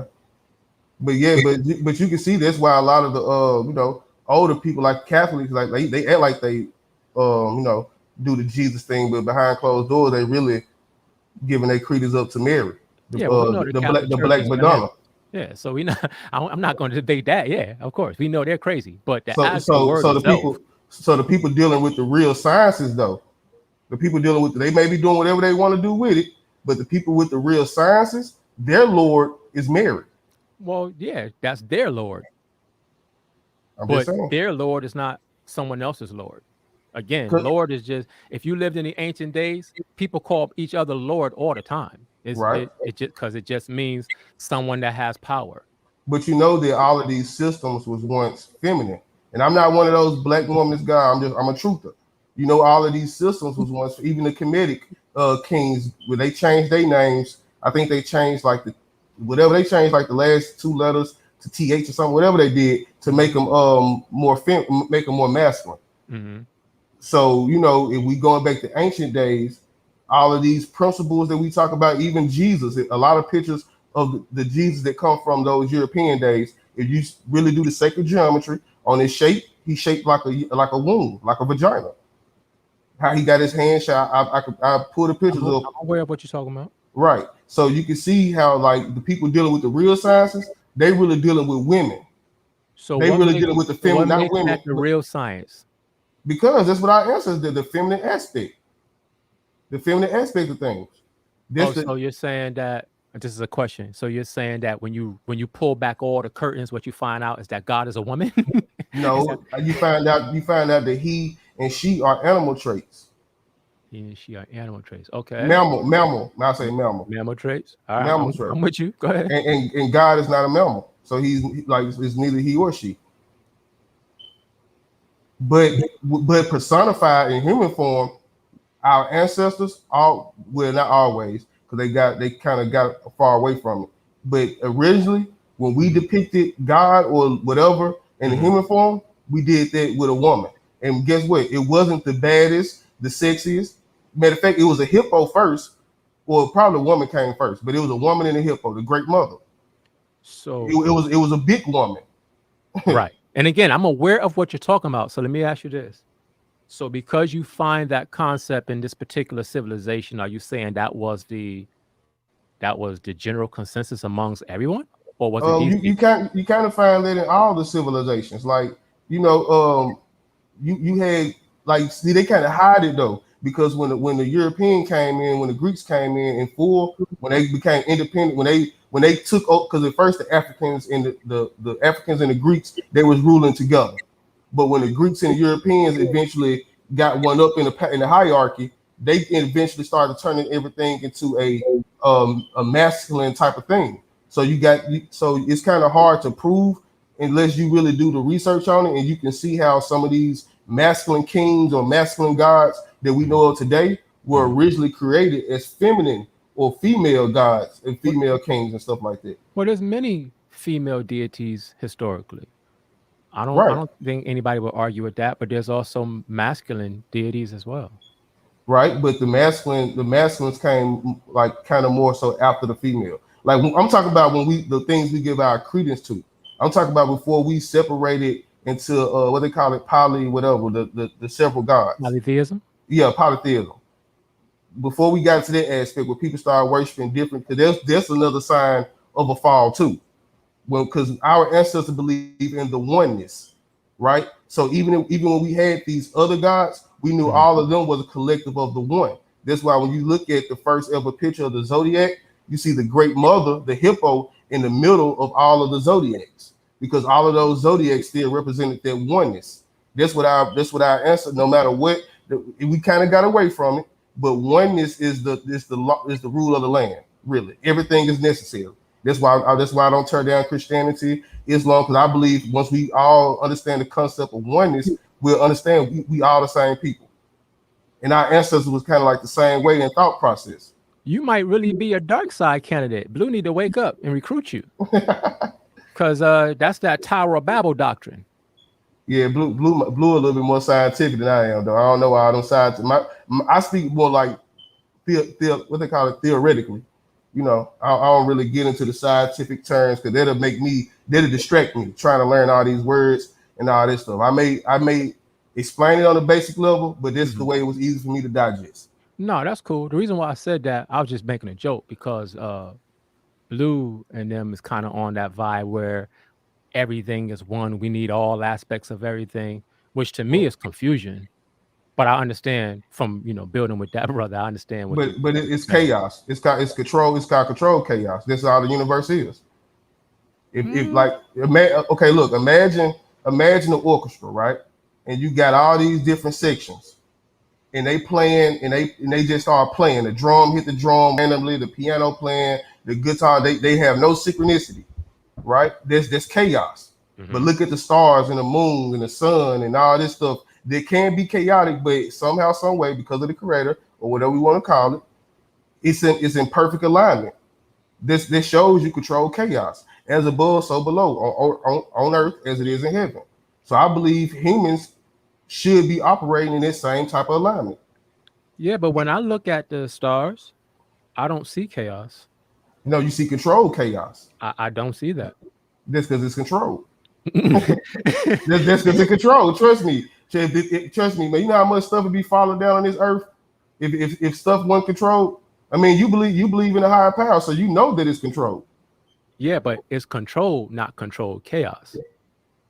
I mean, but so you know it's dark matter up there exists, right? Science says that, yes. Right. So you know that dark matter is like endless potential. That's where they get the concept of water from. Now, the only issue I got with what you're about to say, and I'm gonna let you rock, is that you just got finished telling me you don't really deal with the sciences like that because they kind of just that's No. I say I don't always agree with the science. See, I can prove this by going back to ancient Kemet. That's where I was actually going to go with it. How they portrayed, how they pictured the controlled chaos of dark matter. They personified it as water, and you can see that controlled chaos in water. When water is controlled, you see the waves or it's calm. When it's out of control, you see tsunamis. But controlled chaos also represents endless potential because from chaos comes order. Okay, I mean, I'm not mad at the point you're making. It's just a difference of perspective. I don't see it as it being chaos, or excuse me, controlled chaos. I see it as being very organized and obeying what the creator told it to do. I mean, you can say that. You can say from a theological aspect, I agree with it. But outside of that, I would call it control because I'm removing, because I'm dealing with science, so I'm kind of removing the aspect of a creator of all that, right?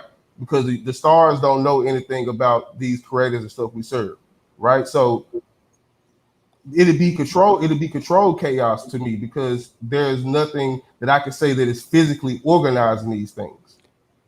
See, and that's why I differ, because I'm aware of the concept in the Bible, in the book of Genesis, in the very beginning, right? It talks about everything being without form and it was all there, but it was kind of just all over the place, right? So I understand the concept. But what the Bible teaches is that the Most High took those things, which is what you just say you're against, and he organized those things in fashion. And when he put them in order, they held their place from that point on until now. And that's why I say I don't see it as controlled chaos. I believe it was chaotic. You see what I'm saying? It was chaotic until the Most High put it in order. And then at that point, it was no longer chaotic. So that's the difference, but I understand the point. The matter of fact, I do agree with that. It was chaotic because you don't see the chaos anymore. Because from chaos comes order. So now we see the order. That's us being able to see the order of things let us know that once it was chaotic. Because from chaos comes order. I can rock with. Yeah. Right.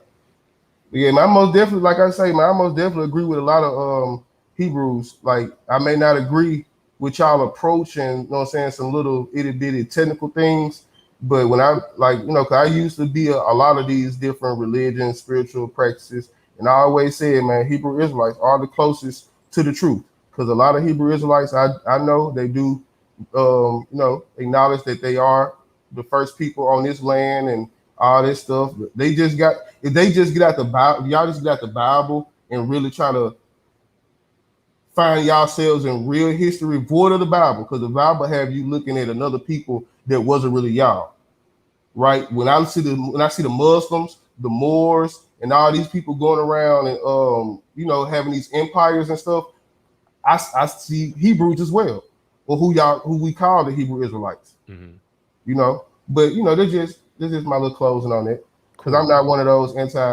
Hebrew guys. Yeah, nah, you cool, bro. Let me ask you a question in closing. So based on the conversation you had with me tonight for this short time, is your perception of me someone who only reads the Bible and that's all he knows? Oh, hell no. Hell no. So this is what I'm saying. What I would encourage you to do, if possible, because we all busy, is broaden your scope on what Hebrews really are. Because the ones you used to dealing with and what you're seeing, I would say that they're probably bad representations. Because, for example, I know you know the champ, right? Yeah, and whatever. And A9. Yeah, A9. Yeah, that's my homie. You when you talk to A9, he don't sound like the average Israelite. No. And that's what I'm saying. There's a lot of us like that. You see what I'm saying? But the ones who are popular on YouTube that everybody knows is the dudes on the corner yelling and screaming, calling women off their name, and you know what I'm saying? That ain't what we do. That's a sect of Israel. That's not all of us. Right. I feel you on it. I feel that my challenge, like I told Better X, I challenge all my Hebrew brothers. Because if y'all do this, I'm back on board. My name is Joshua Isaiah. You know what I'm saying? So if y'all do this, I'm back on. Like, I'm not saying y'all got to do it for me, but the moment, you know what I'm saying, this and a couple more other things, I'm back on board. Get it to the esoteric teachers, man. Like I know y'all have, but if y'all have y'all beliefs and what y'all know, but when y'all speaking to the people, our people need those because like I said, when you talk about the Saturn and all this stuff earlier, when you brought up the dragon, there's stuff going on right now. When we hang up, research the retrogrades and stuff that's happening right now. Then reread that Bible verse. Then look at what's going on in the current events. So it, like, when you know the time, you know what to do. And y'all the ones, and y'all know y'all the ones with the book. Y'all the ones with the truth. So y'all got to be able to tell people what they're looking at and what's going on, so they can be prepared. That's all we do, to be honest. But I'll give you. I'm gonna let you in a little secret. Then we could go. All right. Earlier when you brought that up, I said we do that, but it's dangerous to teach people on a level like that without them understanding the basic fundamental principles. Right. When we offline and we building together as Israelites, we dealing with we do that. We study the book from a prophetic standpoint because the scripture tells us that prophecy is the spirit of the Mashiach. You see what I'm saying? So all we deal with is prophecy, and all we deal with is breaking down these things. But that's not general information that you bring to the general public. That would be dangerous. It's like putting a gun in the hand of a child. You see what I'm saying? So it ain't that we don't rock on that level or that we don't know it. That's why I asked you, do I sound like somebody that just knows? No, I'm not saying let the earth, like, you know. No, I'm not accusing any of y'all. No, I know you're not. My biggest thing is teaching it. Like, you know what I'm saying? Like, I would love to hear, maybe just my own little selfish thing. But cause the Bible is, man, so deep, and I have yet to see a preacher or whatever, nobody even scratch. The only people out here doing it is the old metaphysician teachers, like Dr. Phil Valentine and Bobby Hemmett and whatever, man. But I would love to hear people who really believe in this stuff, because I know y'all will get a whole nother level because y'all spiritually initiated, so y'all will get a whole nother breakdown level. Like, you know, I just want to hear more of that, man. I think the people need that. And that'll stop people from treating y'all so, like, not you, but the overall doctrine so elementary. Yeah, no, I'm not exempt from that, bro. As soon as I say I'm an Israelite, I automatically, there's a certain perspective people get or whatever, and that just comes with it. I'm all right. I'm cool with that. But the thing is, like I said, for that, what you're saying, you would have to get with a brother offline or get into a class or something. We're not going to bring that stuff out on a platform like this. Nothing against the platform. I love this platform, but this ain't the place for that. This the argument league. Like, brothers would be foolish to come out with some of that stuff in the argument league, because anything they say, let's debate that. You see what I'm saying? I debate it. Right. So it's certain things that is just not going to be said for that reason. And it's certain things I wouldn't say, because then I'll be putting brothers in the league in a position where now they're going, you see what I'm saying? Right. So yeah, you would have to build off. Then I understand you represent the collective too. So yeah, exactly. Right.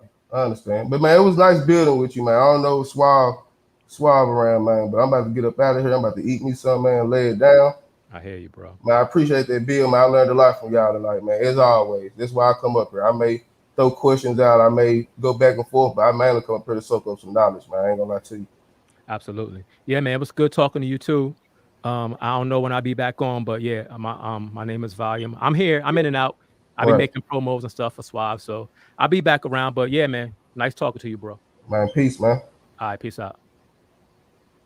Peace to the chat. I don't know if Suave gonna wake up or not. All right, Suave, you up, man? We about to close out. I'm out of here. Somebody call Suave, y'all got his personal number. Tell him we out of here, man. Peace, y'all, man. Love y'all. Y'all be easy.